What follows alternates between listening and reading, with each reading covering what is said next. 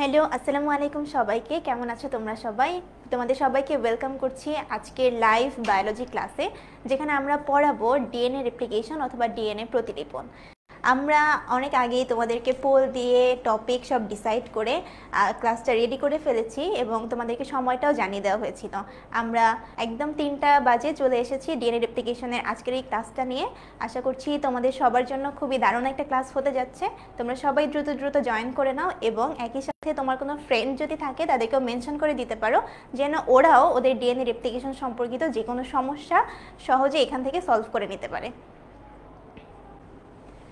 তোমরা যারা লাইভে জয়েন করছো তারা অবশ্যই লিখে জানাতে ভুলবে না যে তোমরা কে কোন ডিস্ট্রিক্ট থেকে জয়েন করছো এবং তোমাদের কলেজটা কোন কলেজে বর্তমানে পড়াশোনা করছো, আর বায়োলজি কেমন লাগে এটাও জানাতে পারো কমেন্টে লিখে।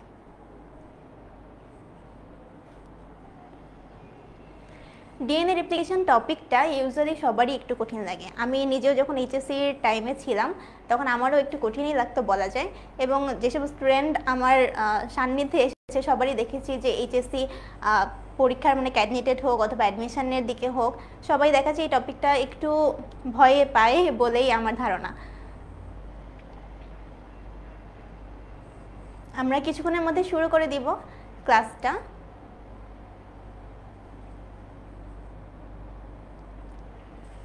তোমরা সবাই দ্রুত দ্রুত করে ক্লাসে জয়েন করে নাও।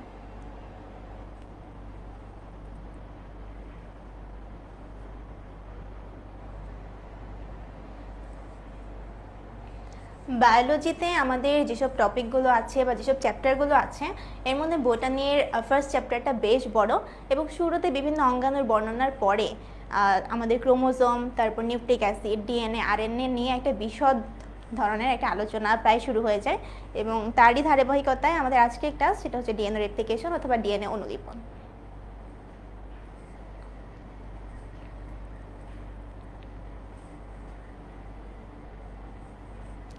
আমরা যেহেতু 3টা বেজে গেছে, 3টা বেজে 3 মিনিট হচ্ছে, আমরা আমাদের ক্লাসটা শুরু করে দিচ্ছি। তোমরা জয়েন করতে থাকো এবং তোমাদের ফ্রেন্ডদেরকেও একটু মেনশন করে জানিয়ে দিতে পারো যেন তোমরা সবাই একসাথে মিলে ক্লাসটা করতে পারো।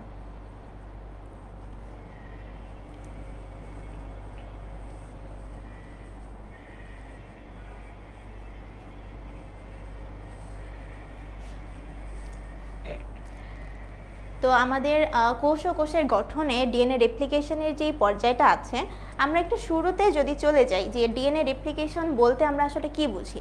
ডিএনএ রেপ্লিকেশন বলতে আমরা মূলত কি বুঝি? ডিএনএ রেপ্লিকেশন, এখানে যে ডিএনএ অণু রেপ্লিকেশন বলে যে শব্দটা আছে, এই রেপ্লিকেশন শব্দটার দিকে আমরা যদি তাকাই তাহলে রেপ্লিকেশন কথাটার মানে কি? ডিএনএ রেপ্লিকেশনের এই রেপ্লিকেশন কথাটাকে আমি যদি বাংলায় খুব সহজে তোমাদেরকে বোঝাতে চাই তাহলে রেপ্লিকেশন কথার মানে দাঁড়ায় হুবহু কপি করা। আমরা থাকে না অনেক সময় যে কোনো পরীক্ষায় একটা কোয়েশ্চেন চলে আসলো, যে কোয়েশ্চেনটা আমাদের জন্য একটু আনকমন, আমরা কী করি, একটা ফ্রেন্ডের কাছে বলি যে ভাই একটু দেখা, তখন তার খাতা দেখে আমরা কিন্তু হুবহু কপি করে ফেলি। তো এই যে কপি করে আমরা লেখাটা শুরু করে দেই, ঠিক তেমনই ডিএনএর ক্ষেত্রে একটা ডিএনএ থেকে আমরা যখন 2টা ডিএনএ তৈরি করে ফেলতে যাব, মানে একটা ডিএনএকে হুবহু কপি করে আমরা যখন 2টা ডিএনএ তৈরি করে ফেলতে যাব, সেই প্রসেসটাই হচ্ছে ডিএনএ রেপ্লিকেশন। তাহলে খুব সহজে আমি বলতে পারি যে ডিএনএ রেপ্লিকেশন কথাটার মানে হচ্ছে হুবহু কপি করা। হুবহু কপি করা। কাকে কপি করতে চাই? আমি হচ্ছে ডিএনএকে কপি করতে চাই, ঠিক আছে? তো আমাদের একটা জিনিস হচ্ছে, আমরা যদি সংজ্ঞায় দেখি যে যেই প্রক্রিয়ায় একটা মাতৃ ডিএনএ থেকে তার প্রতিরূপ 2টা ডিএনএ তৈরি হয়, একটা মাতৃ ডিএনএ থেকে প্রতিরূপ 2টা ডিএনএ উৎপন্ন করার যে প্রসেস, তাকে বলা হয় ডিএনএ রেপ্লিকেশন।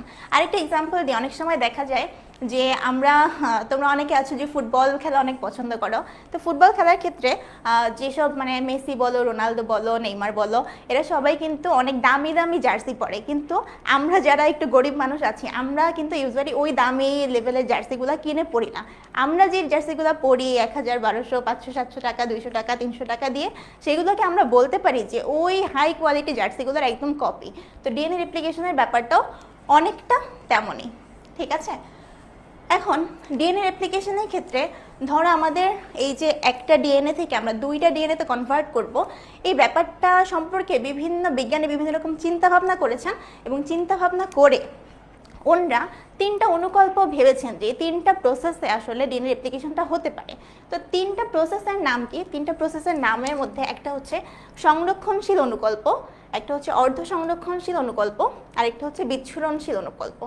এই তিনটার মধ্যে তোমাদেরকে অবশ্যই খেয়াল রাখতে হবে যে আমাদের অর্ধ সংরক্ষণশীল অনুকল্পটা হচ্ছে আসলে পরবর্তীতে স্বীকৃতি প্রাপ্ত, এবং প্রথমটা আর 3 নাম্বারটা আমাদের আসলে কাজে লাগে না, শুধু নাম জেনে রাখলেই মোটামুটি হয়ে যায়। আমাদের সাথে তোমরা আসলে অনেকে জয়েন করে ফেলেছো, আমি একটু তোমাদের সাথে কথা বলে নেই। আমাদের সাথে জয়েন করেছে সানজিদা আফরিন রাখি, আমাদের সাথে জয়েন করেছে আশির, আমাদের সাথে তোমরা যারা আছো সবাই কিন্তু তোমাদের ফ্রেন্ডদেরকে মেনশন করে দিতে ভুলবে না, ঠিক আছে? তো আমরা হচ্ছে এবার নেক্সট স্লাইডে আমরা দেখব হচ্ছে আমাদের যে সংরক্ষণশীল পদ্ধতি, অর্ধ সংরক্ষণশীল পদ্ধতি এবং বিচ্ছুরণশীল পদ্ধতি, এই তিনটা পদ্ধতি বলতে আমরা আসলে কি বুঝি। তো সংরক্ষণশীলের ইংলিশে আমরা বলি হচ্ছে কনজারভেটিভ প্রক্রিয়া। কনজারভেটিভ প্রক্রিয়ার ক্ষেত্রে যদি আমরা দেখি, এখানে তোমরা দেখতে পাবে যে এখানে ডিএনএতে আমরা জানি যে দুইটা স্ট্র্যান্ড থাকে, দুইটা স্ট্র্যান্ড মানে হচ্ছে দুইটা সুতা থাকে, ঠিক আছে? তো এইটাকে আমি চিন্তা করি এটা হচ্ছে ডিএনএর 1 নাম্বার সুতা, এটা হচ্ছে ডিএনএর 2 নাম্বার সুতা। এখন ডিএনএর দুইটা সুতা থেকে আমি নতুন করে দুইটা ডিএনএ তৈরি করতে চাই, তার মধ্যে একটা ডিএনএ যদি হুবহু মাতৃ ডিএনএর মতোই হয় তখন এটাকে আমরা বলবো কনজারভেটিভ বা সংরক্ষণশীল প্রক্রিয়া। সানজিদা আফরিন সখী, আমি তো কমেন্ট দেখি যে তোমার নাম পড়ে ফেললাম। আর অন্য নতুন যে ডিএনএ তার আরেকটা যদি সম্পূর্ণ নতুন হয় তখন এই ব্যাপারটাকে আমরা বলি হচ্ছে কনজারভেটিভ বা সংরক্ষণশীল, ঠিক আছে? আমরা অনেক ফ্যামিলি, অনেককে থাকে না যারা হচ্ছে ফ্যামিলির বাইরে তেমন কারোর সাথে মেশে না, ঠিক আছে? তাদেরকে আমরা একটু বলি ও একটু সংরক্ষণশীল পরিবারের মেয়ে বা সংরক্ষণশীল পরিবারের ছেলে। তো এই বিষয়টা কেন বলি? কারণ ওরা হচ্ছে একটু নিজের মতো থাকতেই পছন্দ করে, কারোর সাথে তেমন মেলামেশা করে না, ঠিক আছে? তো এই কনজারভেটিভ বা হচ্ছে সংরক্ষণশীল পদ্ধতির ক্ষেত্রে দেখো নতুন যে দুইটা ডিএনএ তৈরি হলো, একটা ডিএনএ দুইটা ডিএনএ, এই প্রথম ডিএনএটা দেখতে হুবহু দুইটা স্ট্র্যান্ডে মাতৃর ডিএনএর মতো, এবং আরেকটা যে ডিএনএ এটা কিন্তু সম্পূর্ণ নতুন, ঠিক আছে? কিন্তু সেমি কনজারভেটিভ যেটা আমাদের মেইন দেখার বিষয়, এই সেমি কনজারভেটিভ প্রসেসের মধ্যে আমাদের দুইটা সূত্রক নাম্বার 1, 2, এখান থেকে দেখো আমি যখন নতুন ডিএনএ পাবো, নতুন ডিএনএ একটা কিন্তু আমাদের আদি ডিএনএ থাকবে। তার মানে আমি বলতে পারি না হাফ সংখ্যক হচ্ছে আদি ডিএনএ বা মাতৃ ডিএনএর মতো। তাহলে এই জন্য আমরা জিনিসটাকে বলতেছি যে অর্ধ সংরক্ষণশীল পদ্ধতি। হ্যাঁ মিলি, হ্যাঁ তোমার নাম তো পড়তেই হবে, তোমার নাম তো আমি কমেন্ট থেকে আমার মুখস্থ হয়ে গেছে, ঠিক আছে? তো এইটা হচ্ছে আমাদের সেমি কনজারভেটিভ বা অর্ধ সংরক্ষণশীল পদ্ধতি, যেটা আমাদের মেইনলি পড়বো আমরা। ডিসপারসিভ বা বিচ্ছুরণশীল পদ্ধতি, এই পদ্ধতিটা কি হয়, একটা মানে এলোমেলো অবস্থা, বুঝো না, জীবনটা মানে এলোমেলো, তোমার আমার সবার জীবন এলোমেলো। তো ডিসপারসিভ বা বিচ্ছুরণশীল প্রক্রিয়ার ক্ষেত্রেও কিন্তু বিষয়টা এমন যে দেখো কোনো ঠিক ঠিকানা নেই, আগেরটা আছে একটুখানি, আবার একটু নতুন, আবার একটু আগেরটা, আবার একটু নতুন, মানে কোনো ক্রম তো মেনটেন করেইনি, সব মানে আলোচনা একটা অবস্থা, ঠিক আছে? তো এটা হচ্ছে ডিসপারসিভ। তো আমার যেটা মনে হয় যে 1 নাম্বার আর 3 নাম্বার মোটামুটি তোমরা হচ্ছে নামটা জানলেই হবে, কিন্তু মাঝখানেটা নিয়ে আমরা হচ্ছে বিশদ আলোচনা করব, ঠিক আছে? তারপরে আমরা দেখি যে আমাদের অর্ধ সংরক্ষণশীল প্রক্রিয়াটা সম্পর্কে একটু পড়াশোনা করলে কি দেখা যায়। তো এখানে ওরা বলেছে যে মানে অর্ধ সংরক্ষণশীল যে অনুকল্প, অর্ধ সংরক্ষণশীল অনুকল্পের ক্ষেত্রে আমি একটা মাতৃ ডিএনএর কথা চিন্তা করব। এটা ধরো একটা মাতৃ ডিএনএ, আমরা জানি ডিএনএর দুইটা সূত্রক এবং দুইটা সূত্রক পরস্পর বিপরীতমুখী হয়ে অবস্থান করে। বিপরীতমুখী কথাটার মানে কি, একটা যদি 3 প্রাইম থেকে 5 প্রাইম হয়, আর একটা অবশ্যই হবে 5 প্রাইম থেকে 3 প্রাইম, ঠিক আছে?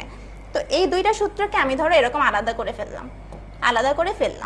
আলাদা করার পরে আমি এর সম্পূরক একটা করে সূত্র বানাতে চাই। সম্পূরক সূত্রটাকে আমি ধরলাম এইটা, যে এর একটা সম্পূরক সূত্র বানালাম, এর একটা সম্পূরক সূত্র বানালাম। আমার নতুন যে ডিএনএটা তৈরি হবে, সেই নতুন ডিএনএটা দেখতে কেমন হবে দেখো, একটা সবুজ সূত্রক থাকবে, আরেকটা হচ্ছে আমার আগের ডিএনএর হলুদ সূত্রক থাকবে। তাহলে হাফ মাতৃ ডিএনএর মতন দেখতে, তাহলে আমি বলতে পারি অর্ধেক বৈশিষ্ট্য সংরক্ষণ হয়ে গেছে। তাহলে এটা হচ্ছে অর্ধ সংরক্ষণশীল প্রক্রিয়া। বুঝতে পেরেছো তোমরা? বিচ্ছুরণশীলটা আমি ওই শুধু নাম জানলেই হবে।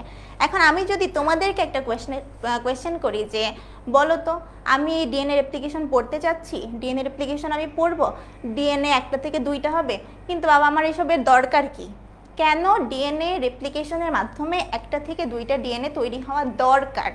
বা তোমাকে যদি কোয়েশ্চেন করি এটা কখন আসলে হয়, তোমরা কি কেউ এটা অ্যান্সার করতে পারবে?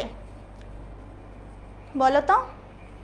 সাথী, মিলি, আবরার, আরাফাত, অশির, তোমরা কেউ কেউ অ্যান্সার করতে পারো যে কেন আমাদের ডিএনএ রেপ্লিকেশনে একটা থেকে দুইটা ডিএনএ হওয়া প্রয়োজন কেন? বলো তো। তানজিনা ইসলাম, শান্তা।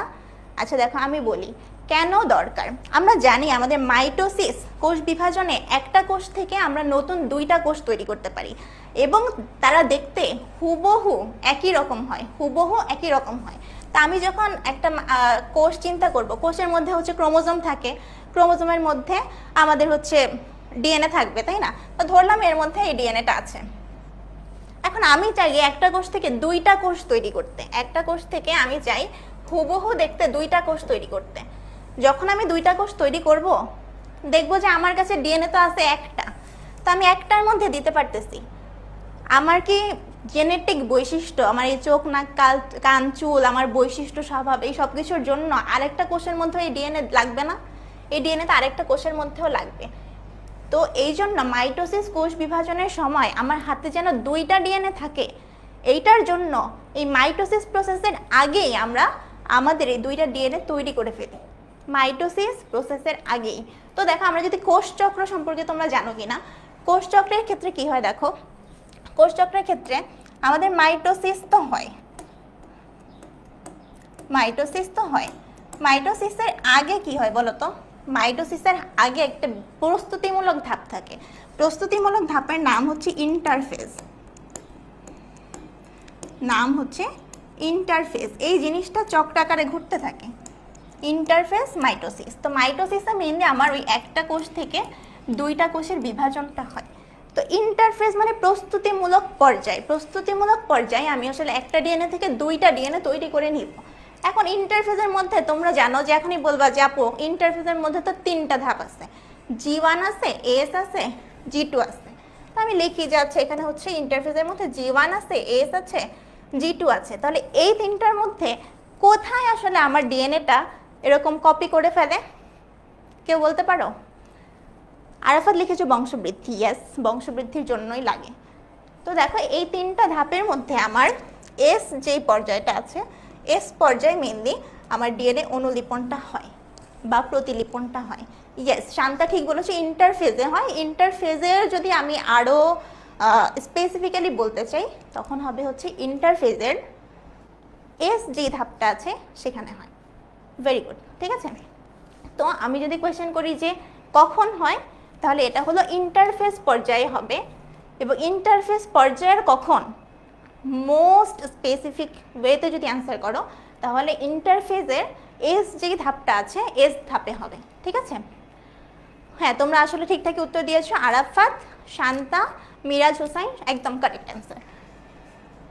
তো এরপর দেখো এখানে আমি লিখে দিয়েছি যে তোমাদের এস ধাপে মেইনলি ডিএনএ রেপ্লিকেশনটা সম্পন্ন হয়। এবং এই যে ডিএনএ রেপ্লিকেশন প্রসেস, এইটা কিন্তু ওই তিনটার মধ্যে সংরক্ষণশীল, অর্ধ সংরক্ষণশীল, বিচ্ছুরণশীল, এই তিনটার মধ্যে কোনটা ফলো করবে? অর্ধ সংরক্ষণশীল যে প্রসেস এটা ফলো করবে, ঠিক আছে। তো এখানে দেখো, এখানে আমি একটু দেখিয়ে দিলাম যাতে হচ্ছে আমার চিত্র যদি একটু বাজেও হয় তোমরা যাতে বুঝতে পারো। দেখো আমাদের একটা মাইটোটিক ফেজ থাকে, একটা হচ্ছে ইন্টারফেজ থাকে। ইন্টারফেজের মধ্যে G1 দশা থাকে, S দশা থাকে, G2 দশা থাকে। তো আমাদের মেইন কনসার্নের জায়গাটা হচ্ছে এই S দশা, ঠিক আছে। বুঝতে পেরেছো তোমরা এতটুকু? আমরা একটু স্লোলি শুরু করতেছি যাতে সবাই একটু জয়েন করতে পারে। এবং তোমরা তো আশা করি কেউ হিংসা করো না, আশা করি যে তোমরা তোমাদের ফ্রেন্ডদেরকে নিয়ে ক্লাসটা করবে। এবং পরে আর এটাও করতে পারো যে তোমরা এখান থেকে ভালো করে বুঝে, ফ্রেন্ডরা কেউ যদি না বুঝে তাদেরকেও বুঝিয়ে দেওয়ার জন্য হেল্প করতে পারো, ঠিক আছে। দেখো এবার আমরা আসলে আমার মনে হয় প্রসেসটাই ঢুকে যেতে পারি। হ্যাঁ, তো প্রসেসটা যদি আমরা যাই, ডিএনএ রেপ্লিকেশন অর্ধ সংরক্ষণশীল পদ্ধতিতে হবে। এই ডিএনএ রেপ্লিকেশনের জন্য একদম মোটা দাগে 3টা ধাপ আছে, যে 3টা ধাপের মাধ্যমে এই প্রসেসটা হয়। তো দেখো একদম সোজা উপায়ে যদি আমি দেখি যে কি 3টা ধাপ। এই যে আমার একটা ডিএনএ আছে যার মধ্যে 2টা স্ট্র্যান্ড, একটা স্ট্র্যান্ড আরেকটা স্ট্র্যান্ড। স্ট্র্যান্ড মানে হচ্ছে সূত্রক বা সুতা। একটা স্ট্র্যান্ড হচ্ছে 3 প্রাইম থেকে 5 প্রাইম, আরেকটা হচ্ছে 5 প্রাইম থেকে 3 প্রাইম। এখন আমার প্রথম ধাপ, ধাপ নাম্বার 1।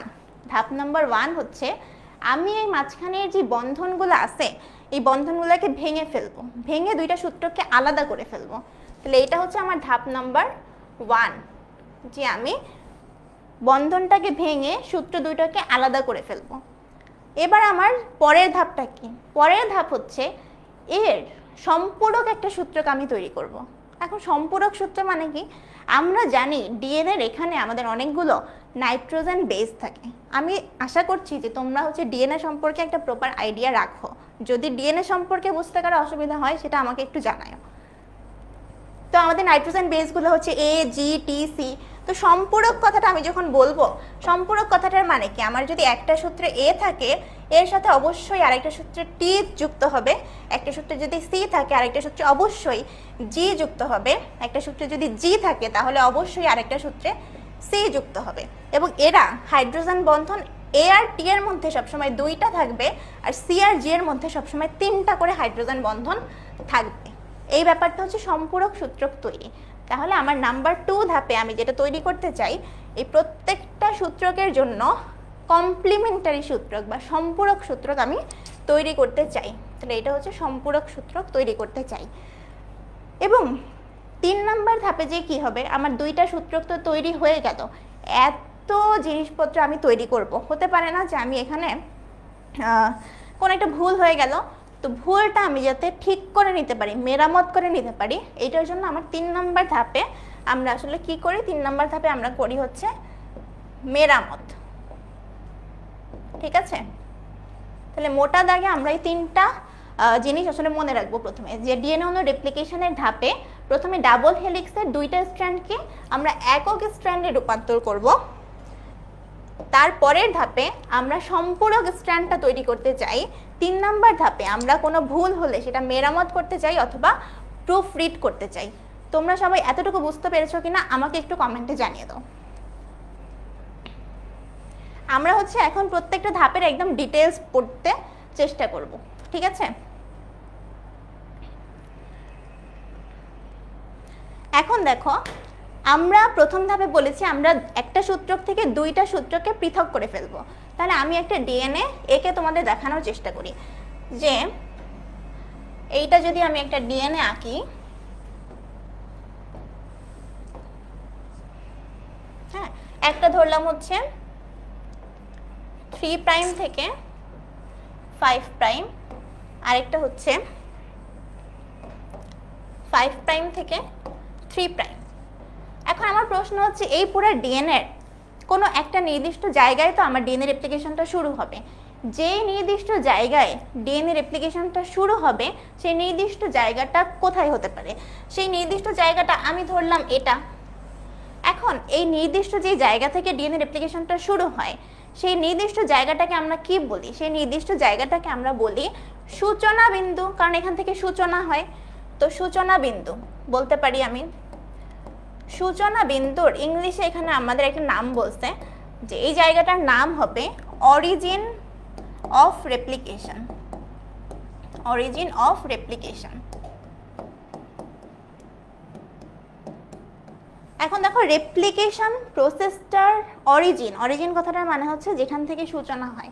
মানে ধরো আমি থাকি ঢাকায় কিন্তু আমার বাসা হচ্ছে খুলনায়, তো আমাকে যদি বলে তোমার অরিজিন কোথায়, তাহলে আমি উত্তর দিব আমার অরিজিন হচ্ছে খুলনায়। ঠিক? তো দেখো অরিজিন মানে হচ্ছে কোথা থেকে সূচনা হলো, তাহলে সূচনা বিন্দু।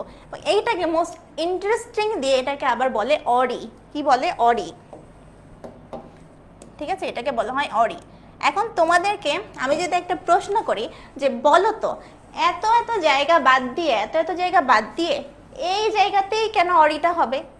এই জায়গাতেই কেন অরিটা হবে? তোমরা কি বলতে পারো? একটু মাথা খাটায় উত্তর দেওয়ার চেষ্টা করো তো। যে আমার কথা হচ্ছে এখানেও তো হতে পারতো, এখানেও তো হতে পারতো, এখানেও তো হতে পারতো। মানে এই নির্দিষ্ট জায়গাটা ওরা কিভাবে সিলেক্ট করেছে, এটাই আমার সেই অরি হবে বা অরিজিনের জায়গাটা হবে। এনিওয়ান? মিরাজ, শান্তা, হ্যাঁ ঘুম আসতেছে, অ্যান্সার দাও, প্রশ্নের অ্যান্সার দাও। হ্যাঁ আরাফাত, কে ছিল আরো? মিলি ছিল, সাথী ছিল, তোমরা কেউ কি বলতে পারো? এই তোমরা কেউ উত্তর দাও না, খালি হচ্ছে চা চা নাস্তা করতেছো। আমার জন্যও পাঠাও একটু। তো দেখো আমরা বইয়ে একটা লাইন দেখতে পাবা যে আসলে একটা নির্দিষ্ট ডিএনএ সিকোয়েন্স অনুযায়ী আমাদের এই অরিটা নির্ধারণ হয়। তো নির্দিষ্ট ডিএনএ সিকোয়েন্সটা কি? এই অরিটা আসলে সেই জায়গাটাই হবে যেখানে এটি, এ ডাবল বন্ড টি, এইটার পরিমাণটা বেশি থাকে। তো বলবা যে কেন বেশি? কারণ অরি যেখানে হবে ওইখান থেকে আমাদের কিন্তু ভাঙাভাঙির কাজটা শুরু হবে। এখন দেখো আমাদের দুইটা অপশন আছে, যে একটা আমরা এ ডাবল বন্ড টি হয় এটাকে ভাঙবো, না হলে আমি সি ট্রিপল বন্ড সি জি এটাকে ভাঙবো। তো অবশ্যই ডাবল বন্ড ভাঙা ট্রিপল বন্ড ভাঙার থেকে সহজ, তাই না? ডাবল বন্ড ভাঙা হচ্ছে ট্রিপল বন্ড ভাঙার থেকে সহজ। এই জন্য অরি হিসেবে আমরা ওই জায়গাটাকেই সিলেক্ট করব যেখানে এ ডাবল বন্ড টি এর পরিমাণটা বেশি থাকে। তার মানে যেই নির্দিষ্ট সিকোয়েন্সে এ ডাবল বন্ড টি এর সিকোয়েন্সটা বেশি থাকে সেটাকে বলা হয় অরি। তো নাম্বার 1 পয়েন্টে আমরা শিখলাম হচ্ছে অরি কাকে বলে।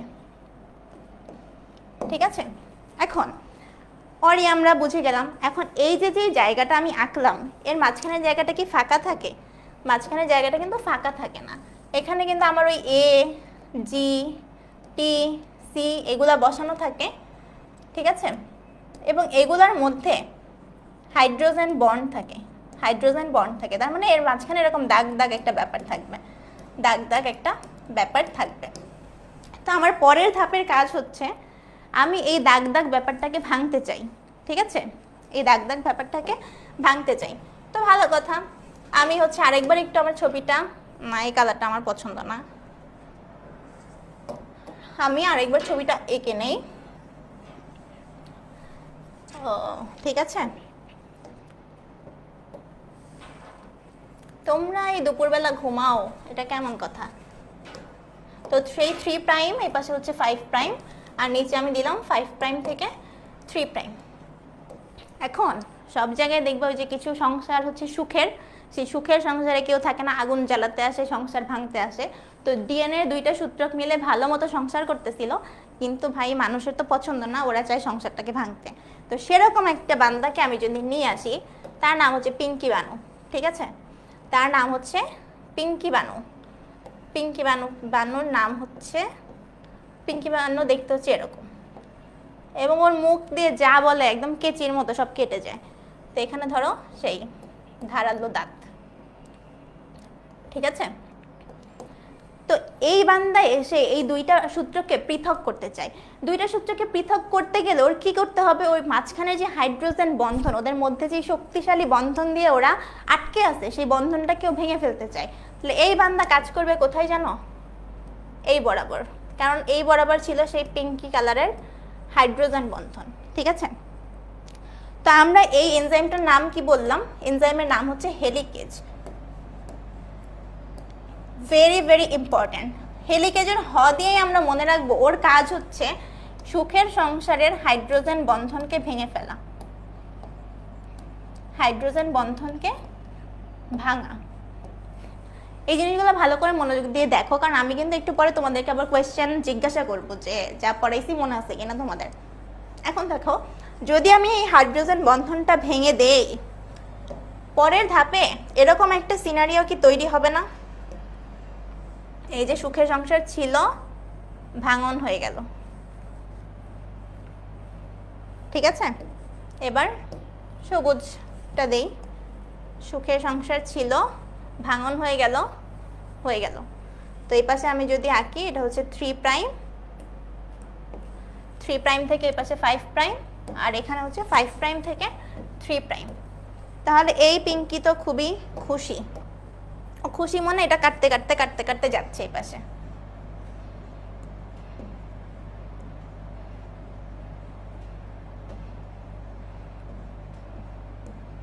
ঠিক আছে, এইটা হচ্ছে কেটে ফেললো হাইড্রোজেন বন্ধনটাকে, হেলিকেজ। ঠিক আছে, এখন তুমি চিন্তা করো একটা সুতা যদি এরকম পেঁচানো পেঁচানো পেঁচানো থাকে, মাঝখান থেকে তুমি ধরে সুতাটাকে টান দিচ্ছ, কি হবে দেখো, এই পাশের যে জায়গাটা আছে এই পাশের জায়গাটা আরো বেশি প্যাচ খেয়ে যাবে না?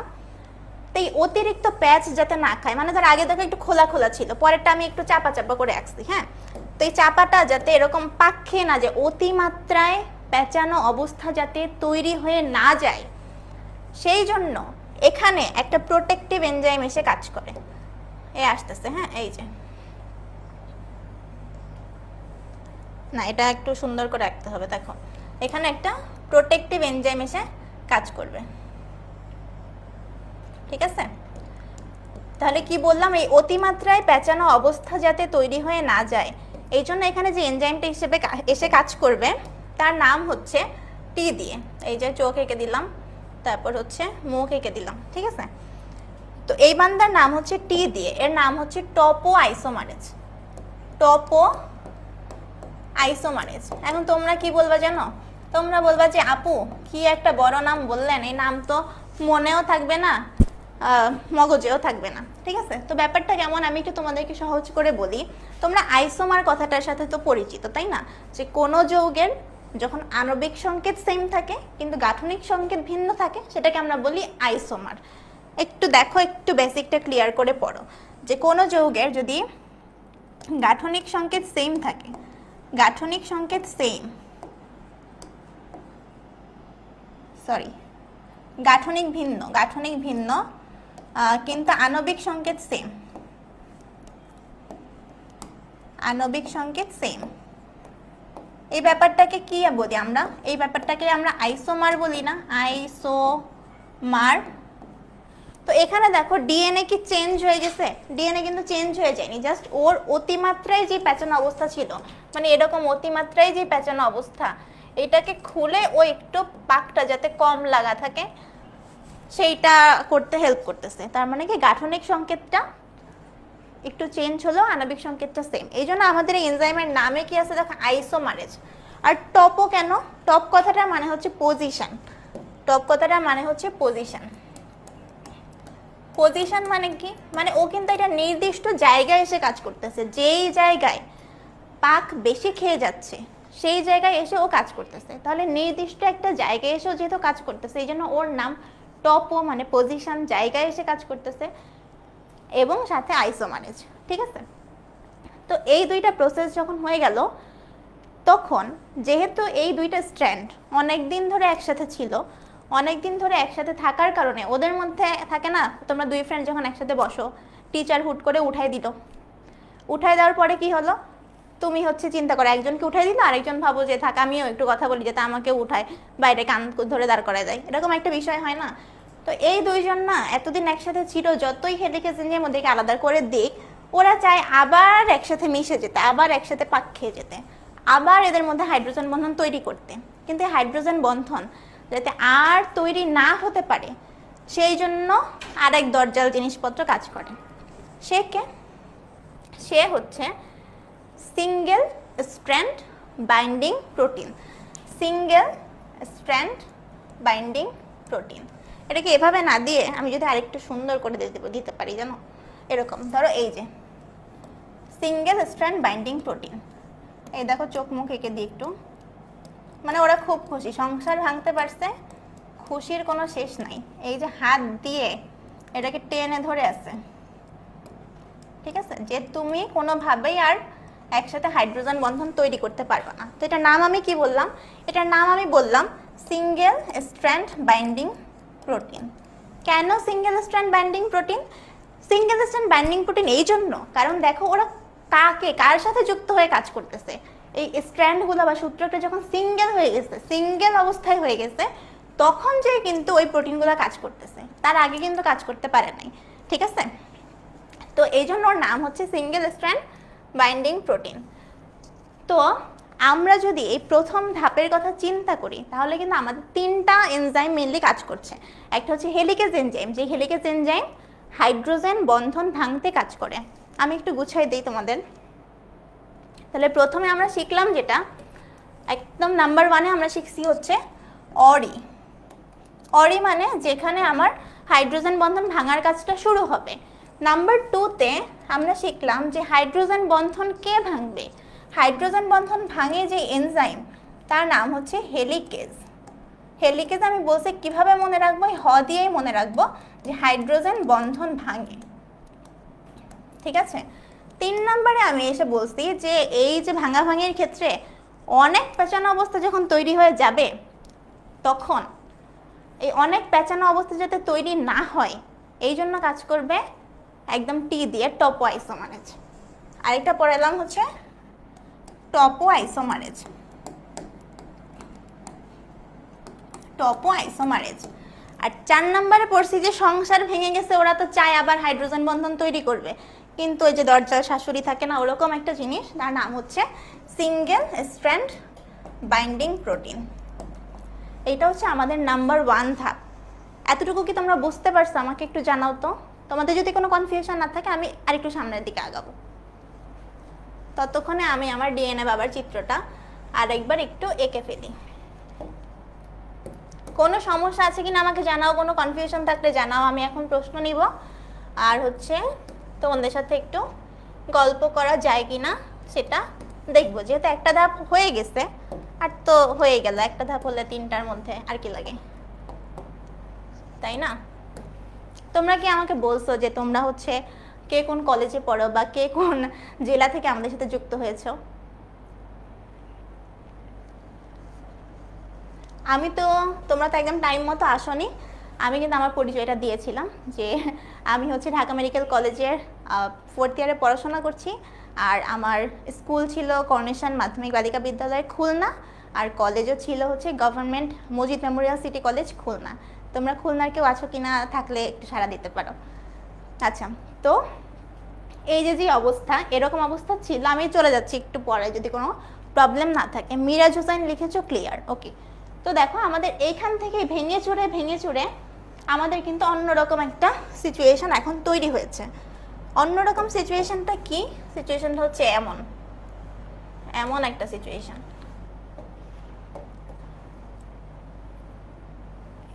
সিচুয়েশন, তাই তো? তোমাদের বইয়ে 2টা টার্ম আছে, একটা হচ্ছে রেপ্লিকেশন বাবল আর একটা হচ্ছে রেপ্লিকেশন ফর্ক। একটা হচ্ছে রেপ্লিকেশন ফর্ক। দেখো, রেপ্লিকেশন বাবল আর রেপ্লিকেশন ফর্ক, আমি যখন তোমাদের মতো ছিলাম বইয়ের চিত্র দেখে আমি কিছু বুঝতাম না রেপ্লিকেশন বাবল কি জিনিস, রেপ্লিকেশন ফর্ক কি জিনিস। তো দেখো এই পুরো জায়গাটার দিকে তোমরা যদি তাকাও, এই মাঝখানে একটা গোলাকার বা বৃত্তাকার মানে লম্বাটে একটা ডিমের মতো শেপ তৈরি হয়েছে না, এই শেপটার নাম হচ্ছে, এই পুরো জায়গাটার নাম হচ্ছে রেপ্লিকেশন বাবল। এই জায়গাটার নাম হচ্ছে রেপ্লিকেশন বাবল, এই জায়গাটার নাম হলো বাবল। এখন তাহলে ফর্ক কি জিনিস? এই পুরো জায়গাটার মধ্যে আমি যদি এইটুকু চিন্তা করি, এই জিনিসটার নাম হচ্ছে রেপ্লিকেশন ফর্ক। কেমন? এই জায়গাটুকুর যদি তুমি চিন্তা করো তাহলে দেখো এখানে কিন্তু একটা এই একটা মাথা, এই একটা মাথা, এই বরাবর একটা সোজা জায়গা, তার মানে আমি এটাকে বলতে পারি এই যে দেখো ওয়াই শেপের একটা জায়গা, এই জিনিসটা হচ্ছে রেপ্লিকেশন ফর্ক। তার মানে তোমাদের বইয়ে লেখা আছে যে রেপ্লিকেশন ফর্ক হচ্ছে ওয়াই আকৃতির দেখতে। তাহলে আমি যদি বলি যে এই জিনিসটা কি, এটা রেপ্লিকেশন ফর্ক, আর আমি যদি বলি এই যে গোল্লা, এই পুরো জিনিসটা কি, এটা হচ্ছে রেপ্লিকেশন বাবল। তার মানে বলতে পারো যে এই বরাবর যদি দাগ দিই, এইটুকু হচ্ছে রেপ্লিকেশন ফর্ক, এইটুকু হলো ফর্ক, আর পুরাটুকু যদি চিন্তা করো পুরাটা হচ্ছে বাবল, পুরাটা হচ্ছে বাবল। ফর্ক আর বাবল কি বুঝতে পেরেছো? আচ্ছা, একটা কমেন্ট পড়ি। তোমরা হচ্ছে তানজিরা ইসলাম শান্তা লিখেছো মানিকগঞ্জ থেকে জয়েন করছি আপু।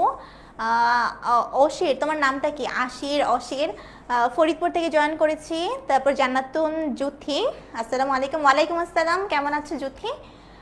আফরোজা বেগম তুমি লিখেছো যে আপু আমি হামিদা, আমি রাজশাহী থেকে যুক্ত আছি। হামিদা, তোমাকে ওয়েলকাম করছি ক্লাসে। রাজশাহীতে আমার কিন্তু ফ্রেন্ড থাকে, তোমাদের রাজশাহীর তো আম অনেক ভালো, প্লাস হচ্ছে পদ্মার পাড় অনেক সুন্দর জায়গা আসলে। হ্যাঁ, জুথি লিখেছো নোয়াখালী। হ্যাঁ, তোমাদের সবার বাসায় যে ঘুরে আসতে পারলে খুব ভালো লাগতো, তাই না বলো? তো যাই হোক, আমাদের কিন্তু এই পার্টটুকু বলার মাধ্যমে ওই পয়েন্ট নাম্বার 1টা শেষ হয়ে গেছে। তোমরা আমাকে বলো পয়েন্ট নাম্বার 1-এ কারো কোনো সমস্যা আছে কিনা। আর এই যে যা যা বলছি সব কিছু কিন্তু আমি স্লাইডে লিখেও আনছি, হ্যাঁ। আমি জাস্ট তোমাদের বেসিকটা একটু ক্লিয়ার করে তারপর লেখা দেখে তোমরা কিন্তু এমনিই বুঝতে পারবা যে কি হচ্ছে লেখার মধ্যে, হ্যাঁ। তো দেখো আমি দেখো এই পয়েন্টগুলো আমরা জানি যে রেপ্লিকেশন প্রসেসটা বইয়ে অনেক বিশাল করে লেখা, কিন্তু তুমি যখন পরীক্ষার খাতায় লিখতে যাবা এত বড় করে কি লিখতে পারবা? কখনো পারবা না। তুমি মেইন কয়টা পয়েন্ট মনে রাখবা, যেমন এখানে দেখো 1 2 3 4 5 6টা পয়েন্ট। তার মানে তুমি 6টা লাইনের মধ্যে না ছোট ছোট ছোট ছোট করে এই জিনিসগুলো লিখে দিতে পারবা। তো আপু কিন্তু তোমাদের লেখাটা যাতে সুবিধা হয় এই হিসাবেই কিন্তু এই জিনিসটা রেডি করে আনছি। তাহলে ডাবল হেলিক্সের 2টা স্ট্র্যান্ডকে একক স্ট্র্যান্ডে পৃথক করা, এই প্রসেসের মধ্যে আমার মনে রাখতে হবে অরি যেখানে রেপ্লিকেশনের সূচনা হয়, হেলিকেজ যেটা দিয়ে হাইড্রোজেন বন্ধন ভাঙে, টপো আইসোমারেজ যেটা অতিমাত্রায় প্যাঁচানো অবস্থা তৈরি হতে দেয় না, এসএসবিপি যে হচ্ছে ঘরের সূত্র বিভীষণ মানে হাইড্রোজেন বন্ধন কোনোভাবেই আর তৈরি হতে দিবে না, রেপ্লিকেশন ফর্ক হচ্ছে ওয়াই আকৃতির জায়গা, রেপ্লিকেশন বাবল হচ্ছে এই ডিম্বাকার একটা জায়গা, ঠিক আছে। ওকে একটু দেখি, তারপর তানজিলা লিখেছো ক্লিয়ার, ঠিক আছে, থ্যাংক ইউ তানজিলা একটু ইনফর্ম করার জন্য। হাসনাত লিখেছো হ্যালো আপু আমি চিটাগং থেকে।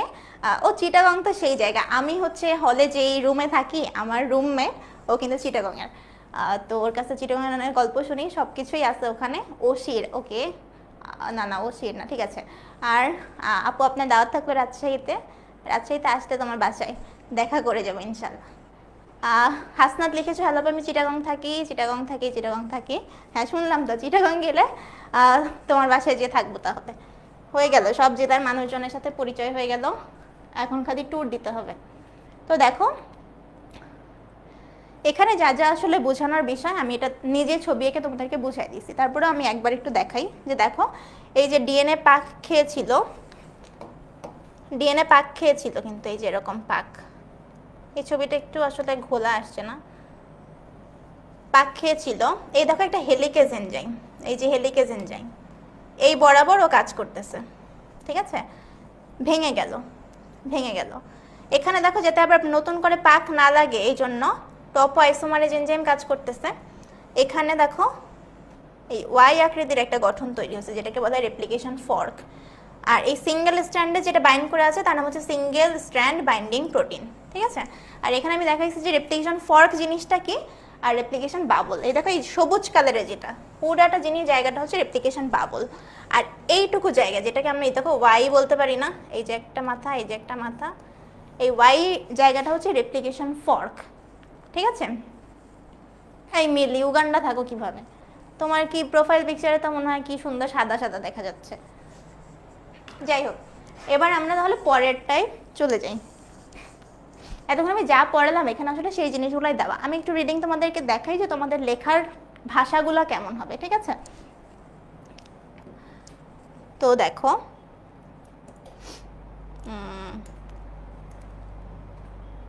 হ্যাঁ, তো দেখো এখানে বলছে যে সুনির্দিষ্ট নিউক্লিওটাইড সিকোয়েন্সে রেপ্লিকেশনের সূচনা হয়, সুনির্দিষ্ট নিউক্লিওটাইড সিকোয়েন্সে রেপ্লিকেশনের সূচনা হয়। এটা মানে আমি বলছিলাম যেখানে এ ডাবল বন্ড টি এর সংখ্যাটা বেশি থাকবে, সেখানে হচ্ছে রেপ্লিকেশনটা শুরু হবে, ঠিক আছে।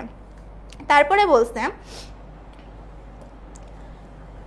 এই জায়গাটাকে আমরা কি বলি, জায়গাটাকে আমরা বলি হচ্ছে অরিজিন অফ রেপ্লিকেশন বা রেপ্লিকেশনের অরিজিন, অথবা এটাকে সংক্ষেপে বলা হয় অরি। দেখো আমার মনে হয় এখন আর আমাকে আসলে বলতে হবে না, আমি শুরুতে যেমন পড়ালাম এখন তোমরা এই লেখা দেখে নিজেরাই বুঝে যাবা, ঠিক আছে। প্রথমে এসে কে কাজ করে? প্রথমে এসে কাজ করে হচ্ছে হেলিকেজ এনজাইম, ঠিক আছে, অরিতে যুক্ত হয়ে কাজ করে। ওর কাজ কি? ওই হাইড্রোজেন বন্ধন ভেঙে ফেলা, প্যাচটাকে খুলে দেওয়া। তাহলে কি দুইটা জিনিস মনে রাখবো, একটা হচ্ছে হেলিক্সের প্যাচ খুলে দেয় আর একটা হচ্ছে হাইড্রোজেন বন্ধনকে ভেঙে ফেলে। এরকম যখন ভাঙবো তখন আমাদের ওয়াই আকৃতির যে গঠনটা তৈরি হবে সেটাকে বলা হয় রেপ্লিকেশন ফর্ক, ঠিক আছে। আর এই হাইড্রোজেন বন্ধন ভাঙার জন্য যে শক্তি লাগবে এটা হচ্ছে এটিপি থেকে গ্রহণ করবে। আমি কিন্তু এখন জাস্ট বলে যাচ্ছি কারণ বোঝানো তো হয়ে গেছে। আশা করি তোমরা যারা একদম শুরু থেকে ক্লাসটাতে ছিল তোমাদের বুঝতে অসুবিধা হবে না, ঠিক আছে।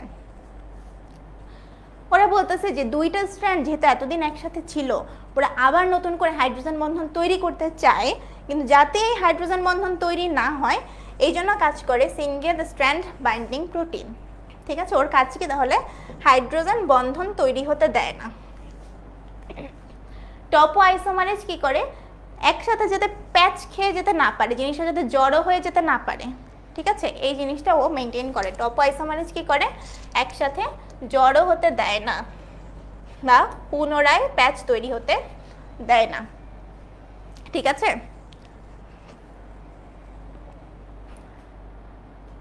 এখন দেখো এই টপো আইসোমারেজ যে এনজাইমটার কথা আমরা বললাম, এই সেম কাজটা যদি আমরা আদিকোষের ক্ষেত্রে চিন্তা করি তাহলে এই কাজটা করবে হচ্ছে গাইরেজ এনজাইম। ঠিক আছে, এই কাজটা করবে গাইরেজ এনজাইম। তাই এটা আমরা একটু মনে রাখবো। ঠিক আছে, ঠিক আছে। তারপর আমরা রেপ্লিকেশন বাবল সম্পর্কে একটু বললাম।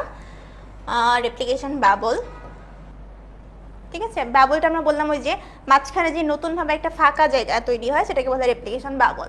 আশা করি যে এখানে আসলে এত ব্যাখ্যা করে তোমাদের এখন আর বুঝাতে হবে না, তোমরা অলরেডি বুঝে ফেলছো। আমি সবগুলো চিত্র একে একে তোমাদেরকে আসলে বুঝাই দিছি। এখন আমি তোমাদেরকে নেক্সট যে সম্পূরক স্ট্র্যান্ড তৈরির যে প্রসেস, আবার সবাই মনোযোগ দাও, আবার সবাই মনোযোগ দাও। ঠিক আছে, তো সম্পূরক স্ট্র্যান্ড তৈরির যে প্রসেসটা সেটা আমি তোমাদেরকে এখন বলতে চাই। দেখো তোমরা সবাই প্রাইমারি স্কুলে পড়ার পরে এই সেকেন্ডারি লেভেলে আসছো না? বলো, কেউ কেমন করছো নাকি যে আমি প্রাইমারি পড়ি নাই আপু, আমি হচ্ছে সরাসরি লাভ দিয়ে জন্ম হয়েছে, তারপরে আমার আব্বু আম্মা আমাকে একটা হাই স্কুলে ভর্তি করে দিছে বা কলেজে ভর্তি করে দিছে। বলো, এটা কি কখনো হয়েছে? আমাকে একটু উত্তর দাও যে জন্ম হয়েছে আপু, তারপরে আমি হচ্ছে হাই স্কুলে ভর্তি হয়েছি বা একবারে আমি কলেজে। বলো তো, এটা তো হয় না। তো যে কোনো কিছুর একটা প্রাইমারি লেভেল পার হয়ে আমাদেরকে পরের লেভেলটাতে যেতে হয়। ঠিক আছে, তো এই প্রাইমারি লেভেলটা পার হয়ে, যে প্রাইমারি কথাটা বারবার বলতেছি, তা আমাদের এই ধাপ 2-এর প্রথম যে বিষয়টা সেটার নাম হচ্ছে প্রাইমার। প্রথম ধাপটা হচ্ছে প্রাইমার। মেয়েরা তো একটু আরেকটা প্রাইমার চিহ্ন মনে হয় যে মেকআপ করার আগে ফেসে দেয়, তো প্রাইমার দিয়ে পরে মেকআপ করে না। তো যাই হোক, প্রাইমারটা যেই এনজাইম তৈরি করে, এনজাইমের নামে সবসময় দেখবা এজ থাকে, এজ থাকে। তো প্রাইমার যে এনজাইম তৈরি করে তার নাম হচ্ছে প্রাইমেজ। এই ধাপটা যদি বুঝতে পারো তাহলে কিন্তু ডিএনএ রেপ্লিকেশন শেষ। প্রাইমার যে তৈরি করে তার নাম হচ্ছে প্রাইমেজ। ঠিক আছে, গেল। এখন প্রাইমেজ জিনিসটা কি? তোমরা আমাকে উত্তর দাও যে প্রাইমার জিনিসটা কি, বা প্রাইমার বলতে তোমরা কি বুঝছো? এটা কি ডিএনএ নাকি এটা আরএনএ, না এটা কি? তো আপু এখন প্রাইমার নিয়ে বয়ান শুরু করব। ঠিক আছে, প্রাইমার জিনিসটা কি তোমাকে যদি প্রশ্ন করা হয়, আমার প্রথম প্রশ্ন হচ্ছে, প্রথম প্রশ্নের উত্তর হচ্ছে প্রাইমার জিনিসটা কি? প্রাইমার জিনিসটা হচ্ছে একটা ক্ষুদ্র আরএনএ খণ্ডক, একটা ক্ষুদ্র আরএনএ খণ্ডক, আরএনএ খণ্ডক। তো তুমি বলবা যে কি রে আপু এতক্ষণ ডিএনএ পড়াচ্ছেন, হুট করে এরকম ভীমরতি হলো কেন, আরএনএতে চলে গেলেন, কাহিনী কি? বলবো। তো আমার এই ক্ষুদ্র আরএনএ খণ্ডকের স্পেশাল কোনো বৈশিষ্ট্য আছে? বা তুমি বলো আপু ক্ষুদ্র মানে কি, এইটুকু ক্ষুদ্র না এতখানি ক্ষুদ্র না কতটুকু ক্ষুদ্র, আপনার ক্ষুদ্র আর আমার ক্ষুদ্র কি এক নাকি, এরকম তোমরা বলতে পারো। তো এই ক্ষুদ্র ডেফিনেশন আমি বলবো যে এটা আসলে 10 থেকে 60টা নিউক্লিওটাইড নিয়ে তৈরি। কেউ যদি নিউক্লিওটাইড না বুঝো তাহলে বুঝবা যে তুমি আসলে ডিএনএ এর গঠনটার ভালোভাবে পারো না। তাহলে লিখবা যে আপু আমি নিউক্লিওটাইড বুঝি না, আমি ডিএনএ পারি না, ডিএনএ পড়াই দেন। ঠিক আছে, 10 থেকে 60টা নিউক্লিওটাইড নিয়ে তৈরি। তো এটা হচ্ছে ক্ষুদ্র ডেফিনিশন, সংজ্ঞা যে কতটুকু ক্ষুদ্র। এখন এর কি কোনো স্পেশাল বৈশিষ্ট্য আছে যে হচ্ছে কেন কেন এই আরএনএ কেন লাগবে? এই আরএনএ এর একটা স্পেশাল বৈশিষ্ট্য হচ্ছে, এই সবুজটা দিয়ে আরএনএ বোঝাচ্ছি, হ্যাঁ, এটা যদি আরএনএ হয়, এটা তো দাঁড়াও, হ্যাঁ এটা যদি আরএনএ হয় এর একটা মাথা থাকবে 5 প্রাইম, আর একটা মাথায় একটা OH মূলক থাকবে। সবাই মনোযোগ দিয়ে এদিকে তাকাও, একটা OH মূলক থাকবে। আরএনএর এই বিশেষ বৈশিষ্ট্য এটাই যে ওর এক প্রান্তে একটা মুক্ত OH মূলক থাকে। বলো এটা কি লাভ? এই লাভটাই আমরা দেখবো একটু পরে। যে তাহলে দেখো এই প্রথমের এইখান থেকে তোমরা বুঝছো কিনা যে প্রাইমার যে তৈরি করে তার নাম প্রাইমেজ। প্রাইমার জিনিসটা কি? এটা একটা ক্ষুদ্র আরএনএ খণ্ড। এটা কতটুকু ক্ষুদ্র? এটা হচ্ছে 10 থেকে 60 নিউক্লিওটাইড বিশিষ্ট। এটা কেন দরকার? স্পেশাল কি? 5 প্রাইম একটা প্রান্ত থাকে আর আরেক প্রান্তে একটা মুক্ত OH মূলক থাকে। ঠিক আছে? মিলি ও নাকি জন্মের পরে আমার ক্লাসে চলে আসছে। এই সবাই মিষ্টি মুখ করো, মিষ্টি আনো তাড়াতাড়ি। রাজশাহী চট্টগ্রামের মানুষজন, মিলি জন্ম নিছে, সবাই মিলির জন্ম উপলক্ষে এখন আমরা মিষ্টি খাবো। ওয়েট, এত বড় একটা কাহিনী হয়ে গেল। এখন এইটা হচ্ছে একটা প্লেট, প্লেটের ওপর এই যে মিলির জন্মের মিষ্টি।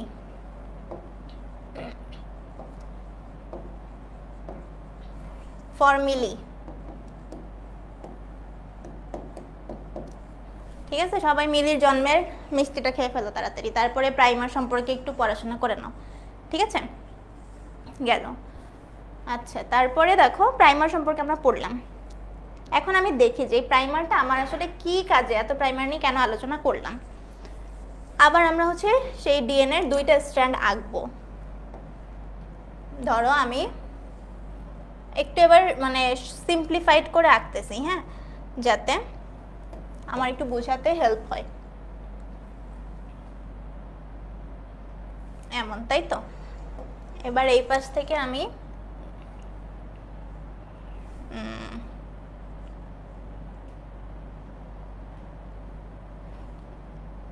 দাঁড়াও, এই দাগটা আরেকবার দেই। হ্যাঁ,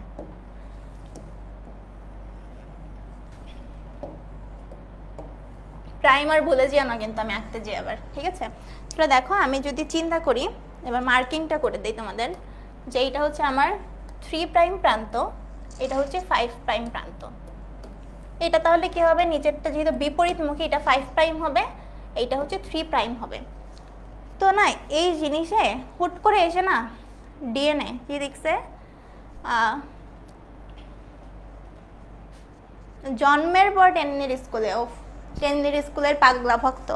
যাই হোক, আমরা এখানে নিউক্লিওটাইড মানে এই দ্বিতীয় ধাপটা শুরু করার জন্য প্রথমে আমরা যে প্রাইমারটা তৈরি করতে হবে।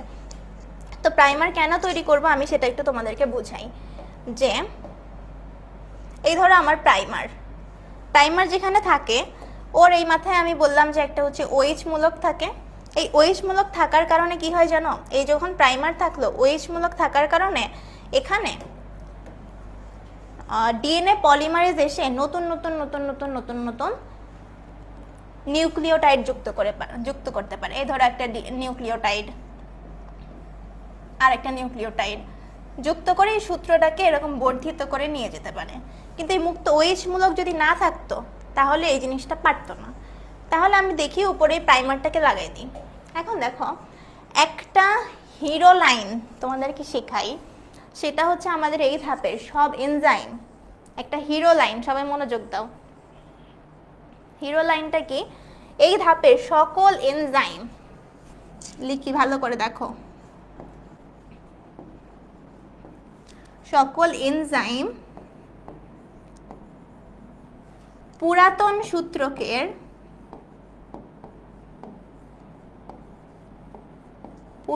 সূত্রকের থ্রি প্রাইম থেকে 5 প্রাইম বরাবর কাজ করতে পারে। 3 প্রাইম থেকে 5 প্রাইম বরাবর কাজ করে। তাহলে নতুন সূত্রক তাহলে তৈরি হবে কোথায়? নতুন সূত্রক তাহলে সবসময় তৈরি হবে,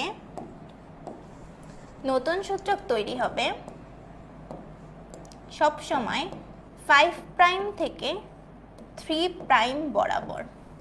এই লাইনটা যে কি পরিমাণ ইম্পর্ট্যান্ট এটা তোমরা বুঝবা যখন সামনে আমরা আগাবো। তো আমি এই জিনিসটাকে হাইলাইট করতে চাই।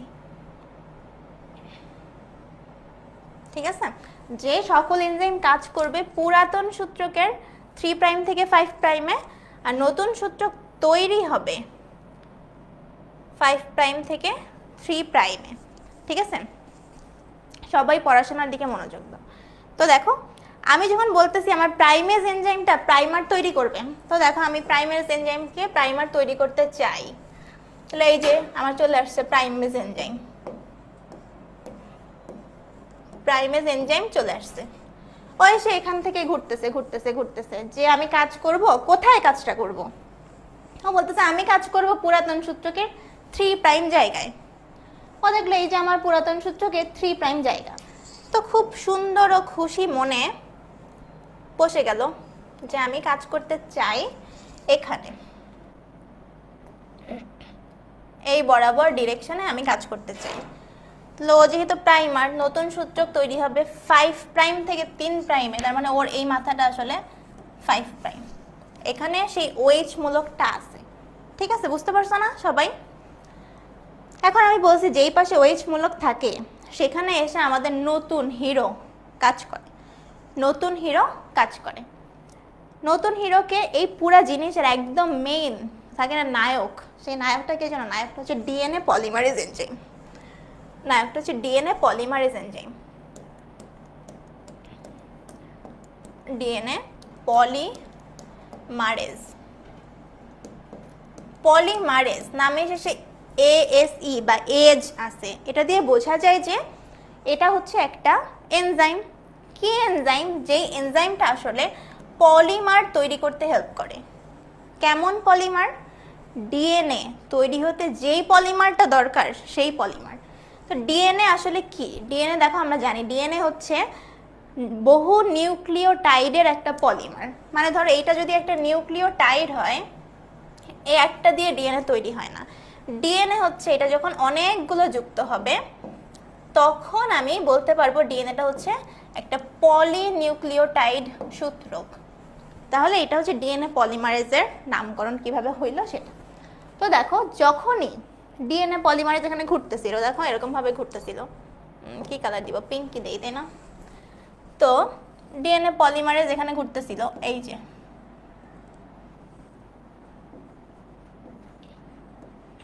এটা হচ্ছে ডিএনএ পলিমারেজ। ডিএনএ পলিমারেজ যখনই দেখলো যে প্রাইমারের OH প্রান্তটা এখানে মুক্ত বসে আছে, OH প্রান্তটা এখানে মুক্ত বসে আছে, তখন ডিএনএ পলিমারেজ তো হেভি খুশি, একদম দাঁত বের হয়ে গেছে। ঠিক আছে, ও তখন কি করতেছে? ডিএনএ পলিমারেজ এখানে সেই নতুন নতুন নিউক্লিওটাইড তৈরি করতে শুরু করে, একটার পর একটা একটার পর একটা নিউক্লিওটাইড শুরু করে। তো দেখো তোমরা বলতেছো যে আপু কেন একটার নিয়েই আপনি কেন পড়ে আছেন, আরেকটা নিয়েও একটু কাজ করেন, বেচারা তো তখন দুঃখ পাবে। তা আসলে ও ভাবলো যে তাই তো একটা এখানে প্রাইমার তৈরি করে দিছি, এই পাশে যাই এই স্ট্র্যান্ডের কি অবস্থা। ও ঘুরতেছে, পেলো 3 প্রাইম প্রান্ত। ও বলে যে 3 প্রাইম প্রান্তটা পেয়ে গেছি, এখন তো আমি প্রাইমার তৈরি করব। তো ও নাচতে নাচতে, আর কোনো কথা নাই, ও হচ্ছে এখন প্রাইমার তৈরি করবে। এখানে প্রাইমার তৈরি করে দিল। তো এখানে যখন প্রাইমার তৈরি হলো, ডিএনএ পলিমারেজও আবার নাচতে নাচতে চলে আসলো যে হাই হাই এখানে তো প্রাইমার তৈরি হয়েছে, মানে এখানে মুক্ত OH মূলক আছে, তাহলে তো আমি অনেক খুশি। এই দেখো পলিমারেজ, ডিএনএ পলিমারেজ এনজাইম।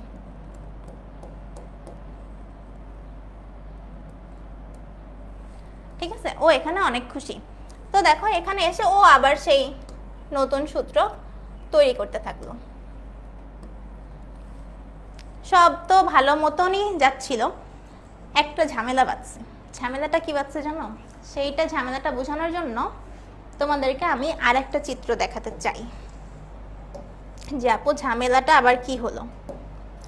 দেখো সব কিন্তু এভাবে চলতেছে যে ডিএনএ পলিমারেজও পুরাতন সূত্র 3 প্রাইম থেকে 5 প্রাইমের দিকে বানাচ্ছে, এই পাশ থেকেও বানাচ্ছে 3 প্রাইম থেকে 5 প্রাইমের দিকে। কিন্তু ওই যে প্রথম নাম্বারে একটা ঘরের শত্রু ছিল না, একদম শুরুর শত্রুটা, নাম কি ছিল? হেলিকেজ, নাম ছিল হেলিকেজ। ওইটা কিন্তু এখনো এখানে থেমে নাই, সরি, ও কিন্তু এখনো থেমে নাই, ওর কাটাকাটির মধ্যে মোটে শেষই হয় না। ঠিক আছে, ও কিন্তু এখনো কাটতেছে এই বরাবর কাটতেছে। তাহলে দেখো জিনিসটা কি হবে, এই জিনিসটা যে কত ইম্পর্টেন্ট আমি মানে খুবই সিওরিটি দিয়ে বলতে পারি। তোমরা যে কোনো কেউ যদি এসে বলে তোমাকে ডিএনএ রেপ্লিকেশন আমি বুঝি, তুমি তাকে একটা প্রশ্ন করবা যে ভাই বলো তো কেন লিডিং সূত্র কেন এরকম লিডিং সূত্র আর ল্যাগিং সূত্র কেন এরকম খন্ড খন্ড করে হয়। এখন সেই বেসিকটা তোমরা একটু মনোযোগ দাও, ঠিক আছে? আমি বুঝাই দিব তোমাদের। তো দেখো আমি আবার এই জিনিসটাই আঁকি, হ্যাঁ। তো এই বরাবর আমার এই উপরের সূত্রক আর এই বরাবর হচ্ছে আমার নিচের সূত্রক। চিন্তা করো এখানে কিন্তু আমার সেই প্রাইমারটা ছিল, এইখানে প্রাইমারটা ছিল এই বরাবর, তাই তো? এই বরাবর ছিল। এইখান থেকে আমার নতুন নিউক্লিওটাইড তৈরি হচ্ছিল এই পাশের আমার নিউক্লিওটাইড তৈরি হচ্ছিল এই পাশে। এখন দেখো আমি বলছি যে এনজাইমগুলো সবসময় 3 প্রাইম থেকে 5 প্রাইমের দিকেই কাজ করতে পারবে, 3 প্রাইম থেকে 5 প্রাইমের দিকেই কাজ করতে পারবে। তো এই যে ডিএনএ পলিমারেজটা এখানে যে কাজ করতেছিল ওর কোনো সমস্যা নাই, ও কিন্তু 3 প্রাইম থেকে 5 প্রাইমের দিকেই যুক্ত হতে হতে হতে হতে হতে হতে যাচ্ছে। এখানে হেলিকেজ কি করতেছে, ও কিন্তু এখানে হাইড্রোজেন বন্ধনগুলোকে ভাঙতেছেই। তো দেখো আমার এই সূত্র কিন্তু এখন আর এইটুকের মধ্যে সীমাবদ্ধ নাই, সূত্র কিন্তু বেড়ে গেছে, এরকম হয়ে গেছে না? তো দেখো ওর কোনো সমস্যা নাই, উপরের সূত্রকের কোনো সমস্যা নাই, কারণ ও তো এই বরাবর যেতে পারবে, ওর দিক তো 3 প্রাইম থেকে 5 প্রাইম থেকে 5 প্রাইমের দিক, কোনো সমস্যা নাই। কিন্তু এখানে যে একটা প্রাইমার ছিল, এই প্রাইমারের পিছনে যে এটুকু খালি জায়গা তৈরি হয়ে গেছে, ও কি পারবে উল্টা দিক বরাবর কাজ করতে? নিচেরটা দেখো, নিচেরটা তো 5 প্রাইম থেকে 3 প্রাইম, 5 প্রাইম থেকে 3 প্রাইম কেউ কাজ করতে পারবে? পারবে না কিন্তু, কারণ বলছি এনজাইম সবসময় পুরাতন সূত্রকে 3 প্রাইম থেকে 5 প্রাইম বরাবর কাজ করবে।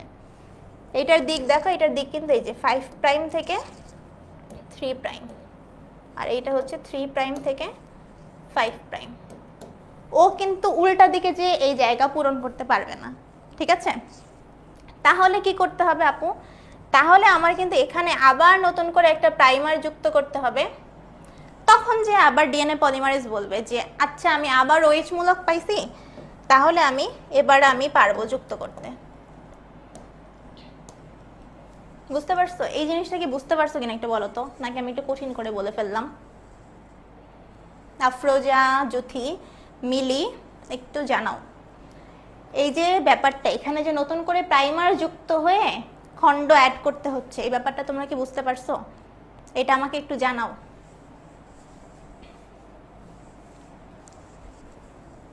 তোমাদের এত মিষ্টিও দিলাম, তাও দেখি কথা বলো না। তো দেখো তাহলে আমার আলটিমেট ব্যাপারটা কি দাঁড়াচ্ছে, আমি আরেকবার তোমাদেরকে দেখাই। এই যে আমার পুরাতন সূত্রক, না এভাবে দিব না, এই যে এটা আমার পুরাতন সূত্রক, এইটাও আমার পুরাতন সূত্রক। এই পর্যন্ত প্রথমে ছিল, মার্কিংটা করি। এটা হচ্ছে 3 প্রাইম থেকে 5 প্রাইম, আর নিচেরটা হচ্ছে 5 প্রাইম থেকে 3 প্রাইম, ঠিক আছে?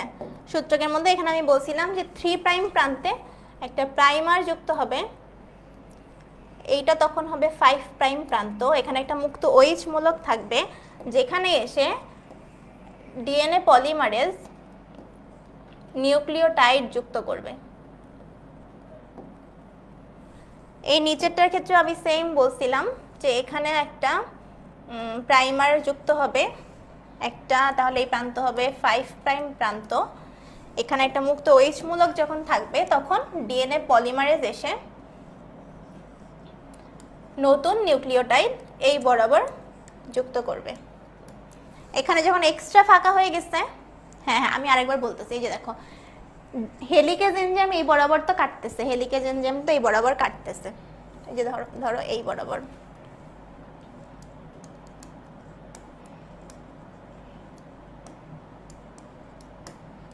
এই বরাবর হেলিকেজ এনজাইম ওর কাজ করতেছে। হ্যাঁ, যেরকম কিন্তু ছিল আমার সূত্রক, বুঝছো? তখন দেখো এখানে একটা ফাঁকা জায়গা তৈরি হয়ে গেছে, উপরেও একটা ফাঁকা জায়গা তৈরি হয়ে গেছে, যেহেতু হেলিকেজ এই বন্ধনগুলোকে কেটে দিছে। এখন আমি বলছি যে এনজাইমগুলো সবসময় ওর ডিরেকশনটা কেমন, এনজাইমগুলো যে কাজ করবে ওর ডিরেকশনটা হচ্ছে সবসময় পুরাতন সূত্রকের 3 প্রাইম থেকে 5 প্রাইমের দিকে। এখন এখানে যে ডিএনএ পলিমারেজ কাজ করতেছে ওর দিক হচ্ছে 3 প্রাইম থেকে 5 প্রাইমের দিকে। ও সুন্দরভাবে, কিন্তু ওর কোনো ঝামেলা নাই, সামনে যতই হেলিকেজ কেটে দিক ও কিন্তু কোনো সমস্যা নেই, ওর দিক ঠিক আছে। ও হচ্ছে নতুনভাবে এভাবে নিউক্লিওটাইড যুক্ত করতে করতে সূত্রকটা সম্পূর্ণ করতে পারবে। কিন্তু তুমি যদি নিচেরটার ক্ষেত্রে তাকাও, ডিএনএ পলিমারেজ পুরাতন সূত্রকে 3 প্রাইম থেকে 5 প্রাইমের দিকে কাজ করতেছে।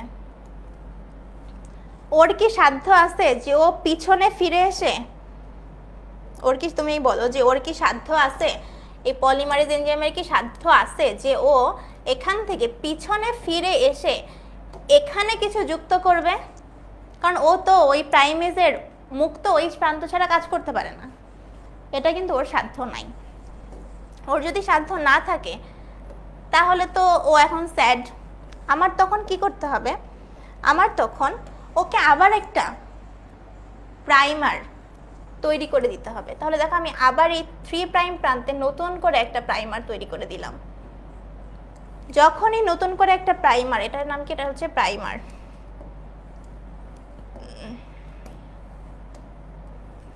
এটা হচ্ছে প্রাইমার।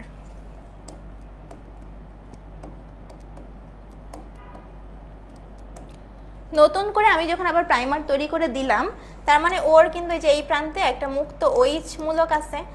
এখন দেখো ডিএনএ পলিমারেজ বলতেছে হাই হাই এখানে তো ফাঁকা, নতুন যে স্ট্র্যান্ড তৈরি করবে এটা তো ফাঁকা থাকতে পারবে না। ও কিন্তু হ্যাপি যে আমি হচ্ছে OH প্রান্ত পেয়ে গেছি, প্রাইমার পেয়ে গেছি। ও এখন হ্যাপি, ও এখন আবার নতুন করে এখানে খুশি মনে নতুন নিউক্লিওটাইড তৈরি করবে।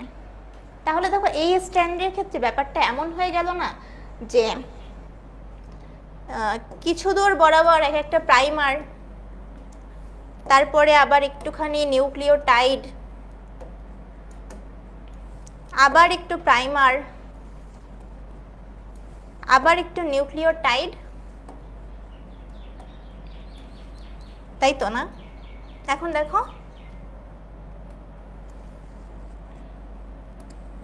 এই যে আমার নতুন স্ট্র্যান্ড। হ্যাঁ, তাহলে দেখো আমি এবার তোমাদেরকে বোঝাতে চাই লিডিং স্ট্র্যান্ডটা কি আর ল্যাগিং স্ট্র্যান্ডটা কি। পুরাতন যেই সূত্রকে আমাদের এই দেখো এখানে নিরবচ্ছিন্নভাবে তৈরি হচ্ছে, কিন্তু স্ট্র্যান্ডটা নিরবচ্ছিন্নভাবে তৈরি হচ্ছে, এখানে কিন্তু ক্ষুদ্র ক্ষুদ্র খণ্ড আকারে তৈরি হচ্ছে।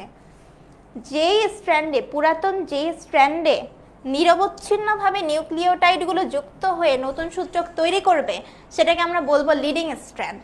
আর পুরাতন যেই সূত্রকে জিনিসগুলো খণ্ড খণ্ড খণ্ড আকারে যুক্ত হয়ে নতুন নিউক্লিওটাইড তৈরি করবে সেটাকে আমরা বলবো ল্যাগিং স্ট্র্যান্ড।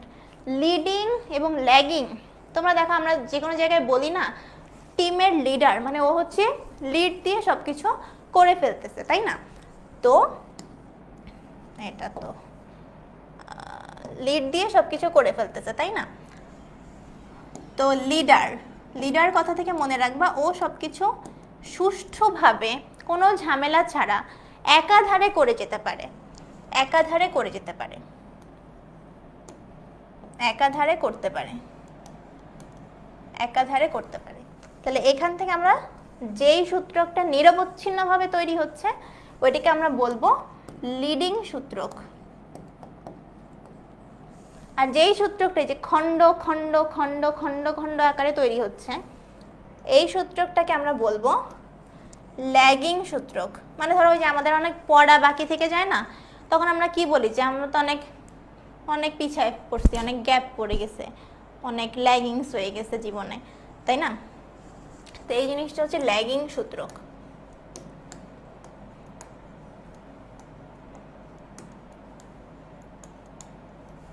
বুঝতে পারছো বিষয়টা?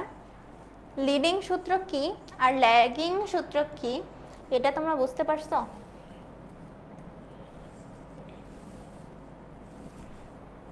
আমাকে একটু জানাও যে লিডিং সূত্র কি আর ল্যাগিং সূত্র কি, এটা তোমরা বুঝতে পারছো কিনা। জানাতুন, জুথি, শান্তা, জুথি, মিলি, আপু আমি মিলি, হ্যাঁ আপু তুমি বলো যে এই ব্যাপারটা বুঝতে পারছো কিনা। আর আরেকটা জিনিস বলবো, এখানে আমরা যে ডিএনএ পলিমারেজ পড়লাম, ডিএনএ পলিমারেজ এনজাইমটা পড়লা না তোমরা? ডিএনএ পলিমারেজ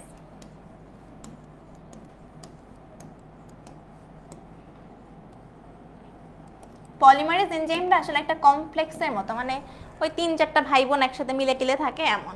তো আমাদের যেই পলিমারেজটা এখানে নিউক্লিওটাইডগুলোকে যুক্ত করে, সেই পলিমারেজের একটা বিশেষ নাম্বার আছে, সেটা হচ্ছে 3 নাম্বার, ডিএনএ পলিমারেজ 3। 3টা হচ্ছে আমার নতুন সূত্রক তৈরি করে।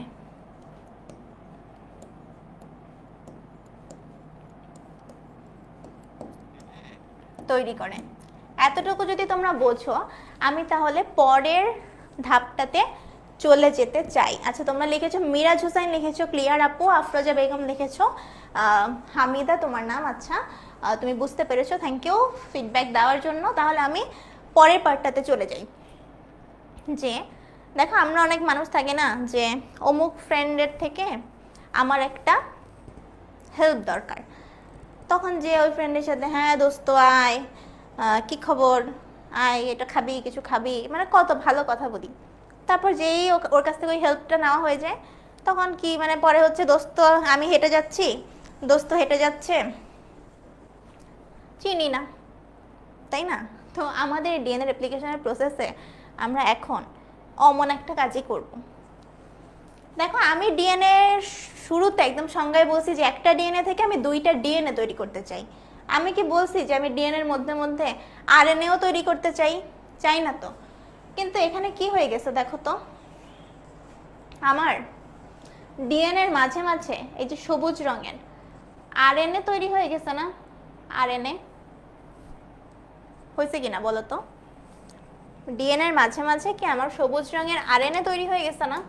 আমি কি এই আরএনএ চাই? আমি তো চাই না এই আরএনএ, আমি চাই হচ্ছে ডিএনএ হবে পুরাটা। তো আমার যেহেতু প্রাইমার কাজ ছিল, প্রাইমার স্টার্ট দেওয়া শেষ, আমার সূত্রক বানানো শেষ, আমি এখন চাই না যে তুমি এখানে আর থাকো।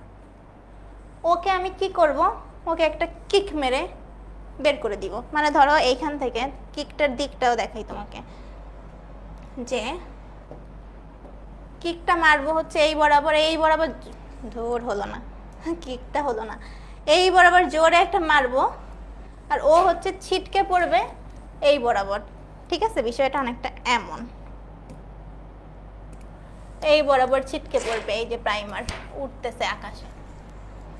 ও খুব স্যাড, কারণ ওকে তোমরা ছিটকে ফেলাই দিছো। ঠিক আছে, এখন দেখো তাহলে এই যে কাজটা তুমি ওকে ইউজ করলা, ইউজ করে তারপর ফেলে দিলা। ঠিক আছে, এটার ব্যাপারটা কি, এই কাজটা কে করে? ডিএনএ যে প্রাইমার খণ্ডকে সরানোর কাজটা সরায় কে? সরাই যে এনজাইম, সেটার নাম হচ্ছে ডিএনএ পলিমারেজ 1। এ কি করবে, এখানে এসে লাথি মারে, এই যে ডিএনএ পলিমারেজ 1, ও এসে একটা লাথি মারবে, এই যে হচ্ছে ওর পা, কিক মারবে, এই প্রাইমার উড়ে ওই যে দেখো ভাসতে ভাসতে চলে যাচ্ছে। ঠিক আছে, তাহলে এইটা হচ্ছে আমার প্রসেস। এখন যখন আমি এই প্রাইমারগুলোকে সরাই দিব, তখন কি তৈরি হবে দেখো, প্রাইমারকে সরাই দিলে আমার এই যে জায়গাটা, এই জায়গাটায় কি হবে দেখো, ফাঁকা হয়ে যাবে না? এই যে ফাঁকা ফাঁকা হয়ে যাবে না? এই ফাঁকা জায়গায় ওই ডিএনএ পলিমারেজ 3 এসে আবার একটু একটু করে নিউক্লিওটাইড লাগাই দিবে। কিন্তু যেহেতু আমার ল্যাগিং স্ট্র্যান্ডে অনেক মানে খণ্ড খণ্ড একটা ব্যাপার ছিল, ওই ডিএনএ পলিমারেজ ওই খণ্ডকে আসলে লাগাতে পারে না। ও কি করবে, ও তো লাগাই স্যার, যে আমি এত কষ্ট করে লাগালাম তাও লেগিং স্ট্যান্ডে ফাঁকা ফাঁকা। তোমাদের দেখাই কেমন ফাঁকা। ধরো এই আমার লেগিং স্ট্র্যান্ড, এখানে কি হচ্ছে, এখানে হচ্ছে ডিএনএ পলিমারেজ এত কষ্ট করলো, কিন্তু তারপরেও এই যে একটু লাগানো, আবার একটু ফাঁকা, আবার লাগানো, আবার ফাঁকা, আবার লাগানো, আবার ফাঁকা, এমন একটা অবস্থা তৈরি হচ্ছে। এই খণ্ডগুলাকে আমরা কি বলি? এই খণ্ডগুলাকে তখন বলা হয় ওকাজাকি খণ্ড। তো তুমি কি এরকম ফাঁকা থাকলে ওইটাকে আর সূত্রক বলতে পারবা? তখন তো তোমাকে বলতে হবে এটা তো একটা খণ্ড বানাইছি এত কষ্ট করে, তাই না? তো আমি চাই হচ্ছে গ্লু দিয়ে খণ্ডগুলাকে লাগাই ফেলতে, একসাথে জোড়া লাগাই ফেলতে। কি চাই? আমি চাই খণ্ডগুলাকে, এই খণ্ডগুলাকে জোড়া লাগাতে, জোড়া লাগাতে। তো এই জোড়া লাগাতে যে এনজাইমটা কাজ করে তার নাম কি দেখো, লাগানোর সাথে মিল আছে, তার নাম হচ্ছে লাইগেজ।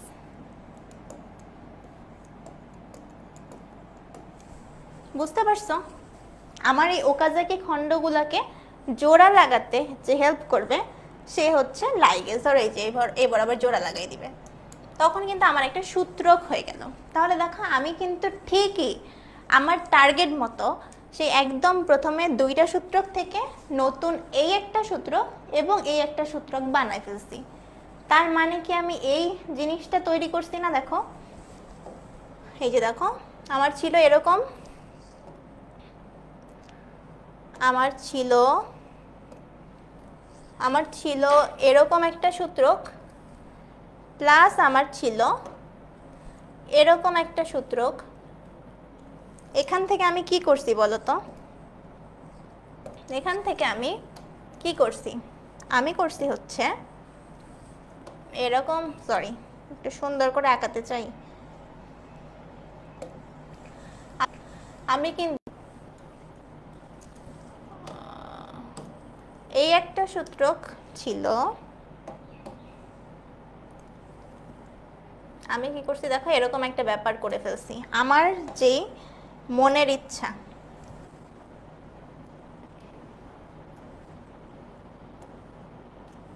এই যে আমি দুইটা সূত্রক তৈরি করে ফেলছি, ঠিক আছে?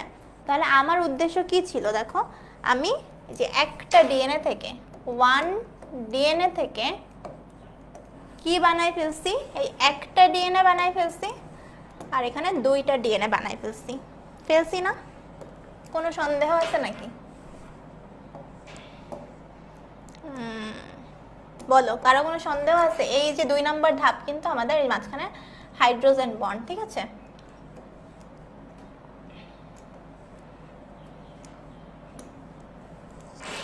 এখানেও আমাদের মাঝখানে সেই হাইড্রোজেন বন্ড সহ, এটা কিন্তু আমার ধাপ 2 হয়ে গেল।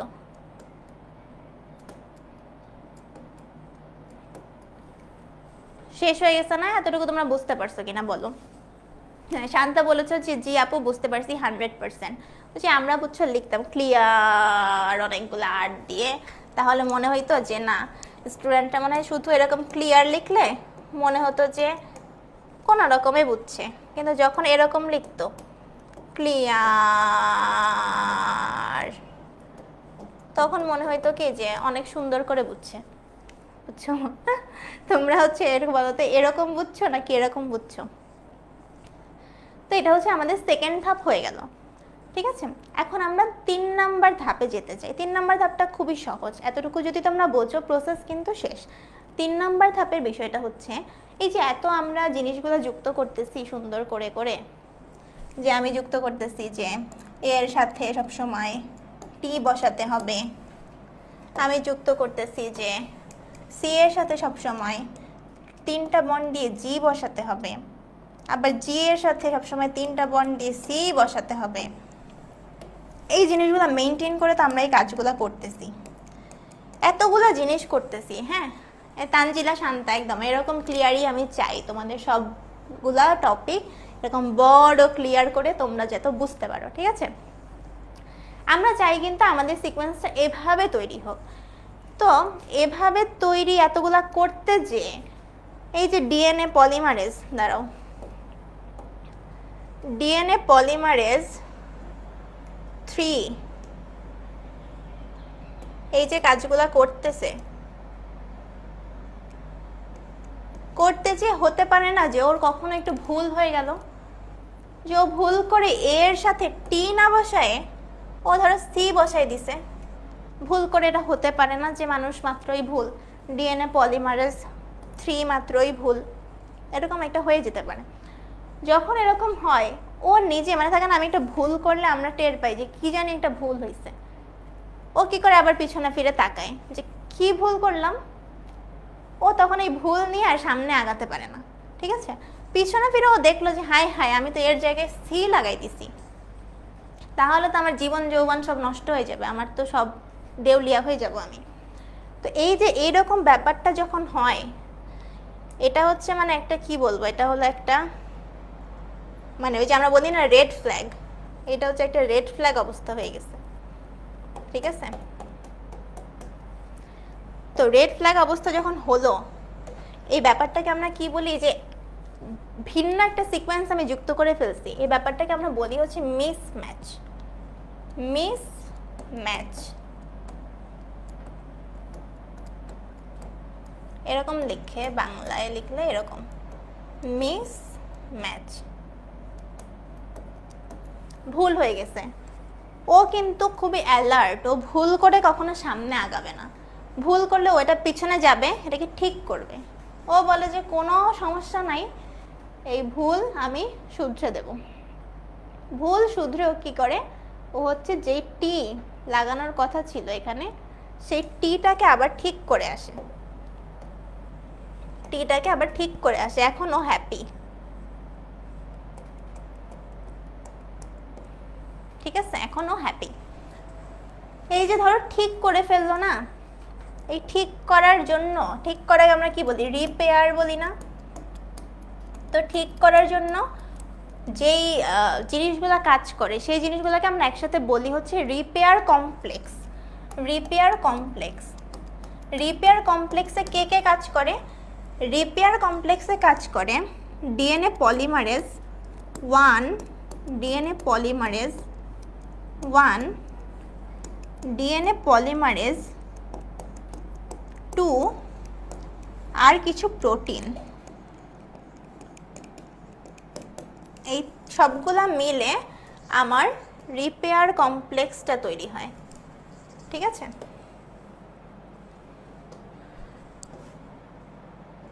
তো এই রিপেয়ার কমপ্লেক্স আমার কোনো মিসম্যাচ যদি হয় এইটাকে ওরা ঠিক করে দিতে পারে। বুঝছো, এইটা হলো রিপেয়ার কমপ্লেক্স। এখন বলো যে আপু মিসম্যাচ যদি কারো হয়ে যায় কোনো কারণে তখন কি হবে? ইমতিয়াজ আব্বির এসে বলছো আসসালামু আলাইকুম। ওয়ালাইকুম আসসালাম। ক্লাস তো প্রায় শেষের দিকে, যারা ক্লাসটা করোনি তোমরা কিন্তু অবশ্যই রেকর্ডেড ভার্সনটা করে নেবে। ঠিক আছে, এরকম মিসম্যাচ যদি কোনো কারণে হয়ে যায় তখন কিন্তু আমাদের মানে খুবই বড় রকমের সমস্যা হয়, বিভিন্ন ক্যান্সার পর্যন্ত হতে পারে। তো দেখো তোমাদের বলবে যে মিসম্যাচের কারণে কি রোগ হতে পারে। মিসম্যাচের কারণে আমাদের দুইটা ক্যান্সারের কথা বইয়ে লেখা আছে, একটা হচ্ছে স্কিন ক্যান্সার, একটা হচ্ছে স্কিন ক্যান্সার,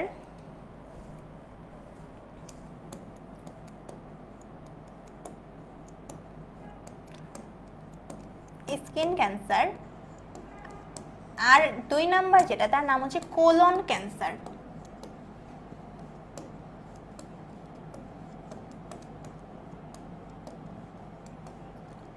স্কিন ক্যান্সার এবং কোলন ক্যান্সার, এবং স্কিন ক্যান্সারের একটা বিভৎস নাম আছে, সে নামটা হচ্ছে দেখো জেরোডার্মা।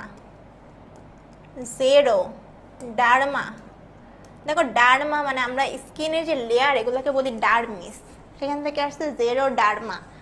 ডার্মিসে বিভিন্ন রকমের পিগমেন্ট মানে রং, বিভিন্ন টাইপের ছোপ ছোপ দাগ, তাহলে এটাকে বলা হয় পিগমেন্ট মানে বর্ণ বা রং, পিগমেন্টোসাম।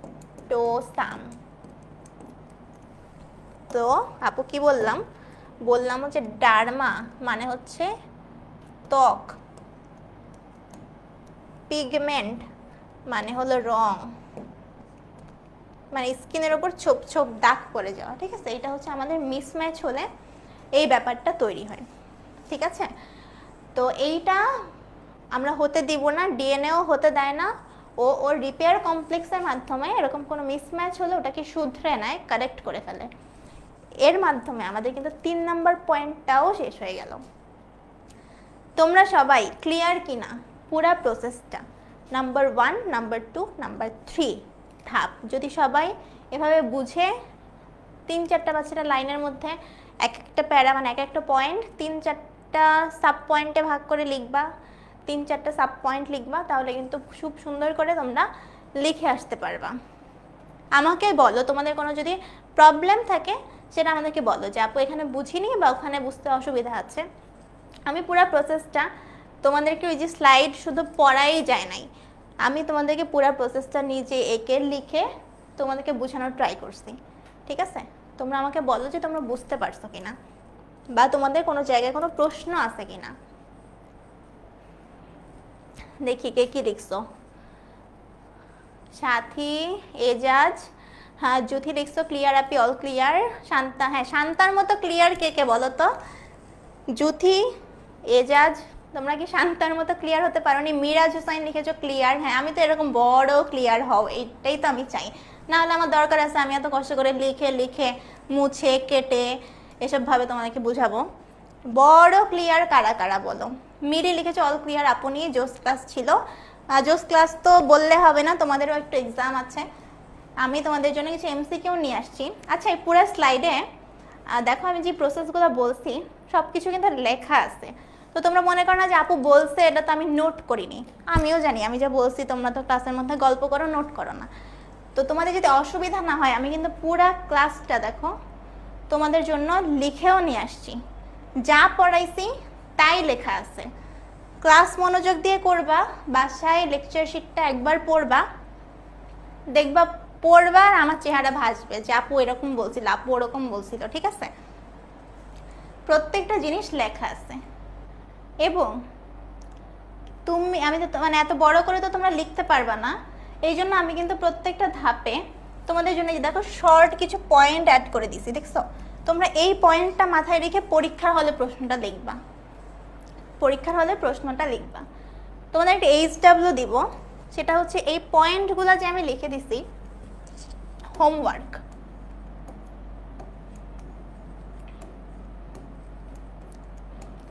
হোমওয়ার্কে তোমরা সবাই ওই যে মেইন কি পয়েন্টগুলো মেনটেন করে ডিএনএ রেপ্লিকেশন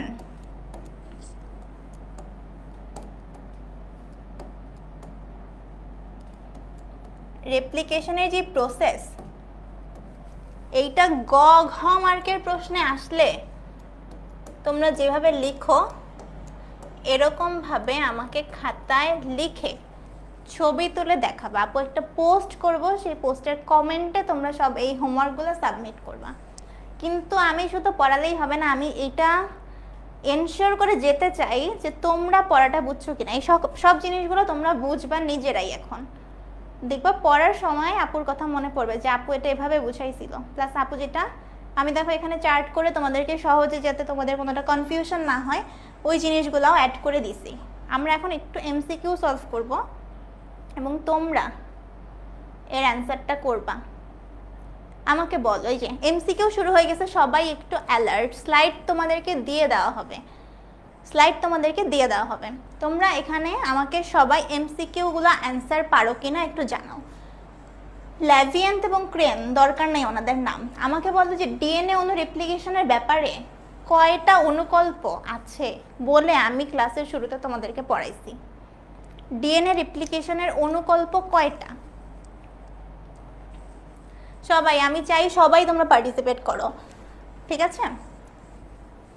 জান্নাতুন, জুথি, শান্তা, সুমাইয়া আক্তার, এই যে এই মেয়েটাকে তো আমি খুঁজতেছিলাম যে আমার নামে মেয়েটা ক্লাস করতে আসলো না। সবাই আমাকে বলো যে ডিএনএ অণু রেপ্লিকেশনের ব্যাপারে কয়টা অনুকল্প প্রস্তাব করা হয়। আমি তোমাদেরকে শুরুতেই পড়িয়েছি যে 3টা অনুকল্প প্রস্তাব করা হয়, একটা হচ্ছে সংরক্ষণশীল, অর্ধ সংরক্ষণশীল আর বিচ্ছুরণশীল, ঠিক আছে? তাহলে এটা অ্যান্সার কি হবে দেখো, 3টা অনুকল্প, ঠিক আছে?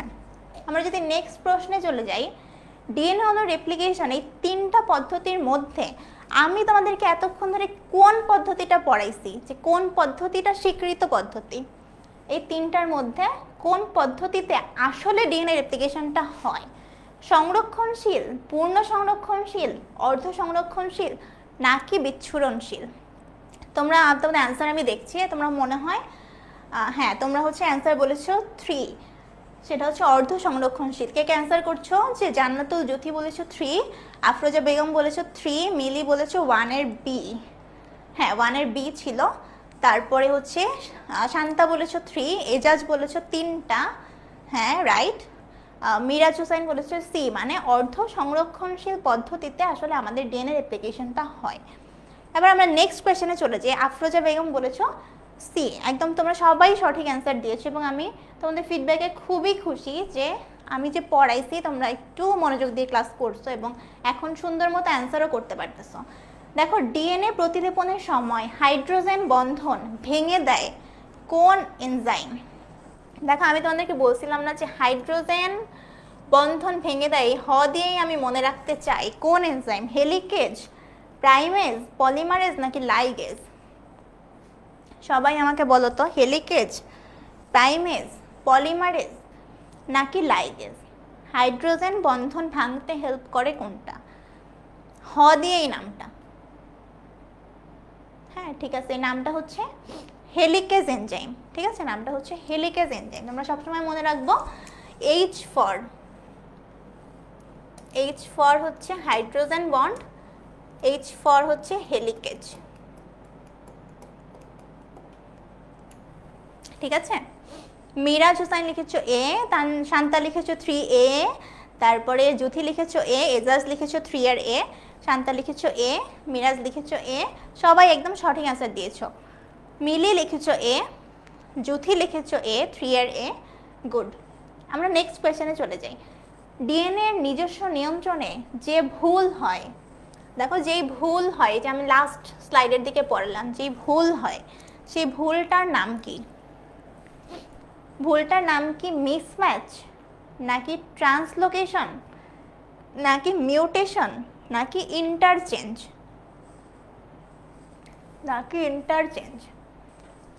এজাজ আহমেদ লিখেছো এ, এই কত নাম্বারের অ্যান্সার দিচ্ছ তোমরা? 4 এর অ্যান্সার দাও, 4 এর অ্যান্সার। হ্যাঁ, ডিএনএ নিজস্ব নিয়ন্ত্রণে যে ভুল হয় তার নাম কি?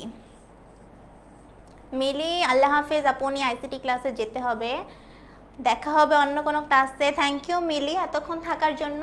তুমি কিন্তু পরে এসে অবশ্যই এমসিকিউগুলো একটু রিক্যাপ করে নিবে, ঠিক আছে? ডিএনএ এর নিজস্ব নিয়ন্ত্রণে যে ভুল হয়, ভুলের নাম আসলে মিসম্যাচ। তোমরা ভুলে গেলে কেন? আমি তোমাদেরকে একটু দেখাই যে বলছিলাম।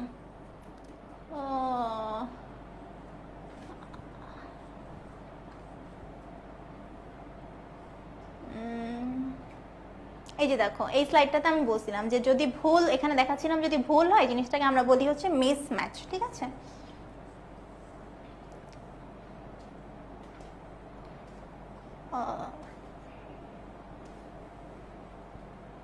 তাহলে দেখো এটার অ্যান্সার হচ্ছে মিসম্যাচ। ঠিক আছে, 4 এর এ হচ্ছে অ্যান্সার, মিসম্যাচ। ঠিক আছে, তারপরে আমরা নেক্সট প্রশ্নে চলে যাই। এটা হচ্ছে মিসম্যাচ ভুলের কারণে মানুষের কোন রোগটি হয়ে থাকে? আমি 2টা রোগের কথা বলছিলাম, 2টা জায়গায় ক্যান্সার হতে পারে। একটা হচ্ছে স্কিনে আর একটা হচ্ছে কোলনে। এখানে দেখো অপশনে কি আছে? কোলন ক্যান্সার, সিকাম ক্যান্সার, জরায়ু ক্যান্সার, ব্লাড ক্যান্সার। তাহলে আমাদের অ্যান্সার কি হবে?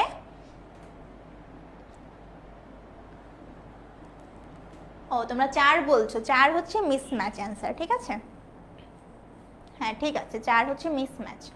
ঠিক আছে, যারা মিসম্যাচ বলেছো। আর মিসম্যাচ ভুলের কারণে মানুষের কোন রোগটি হয়ে থাকে?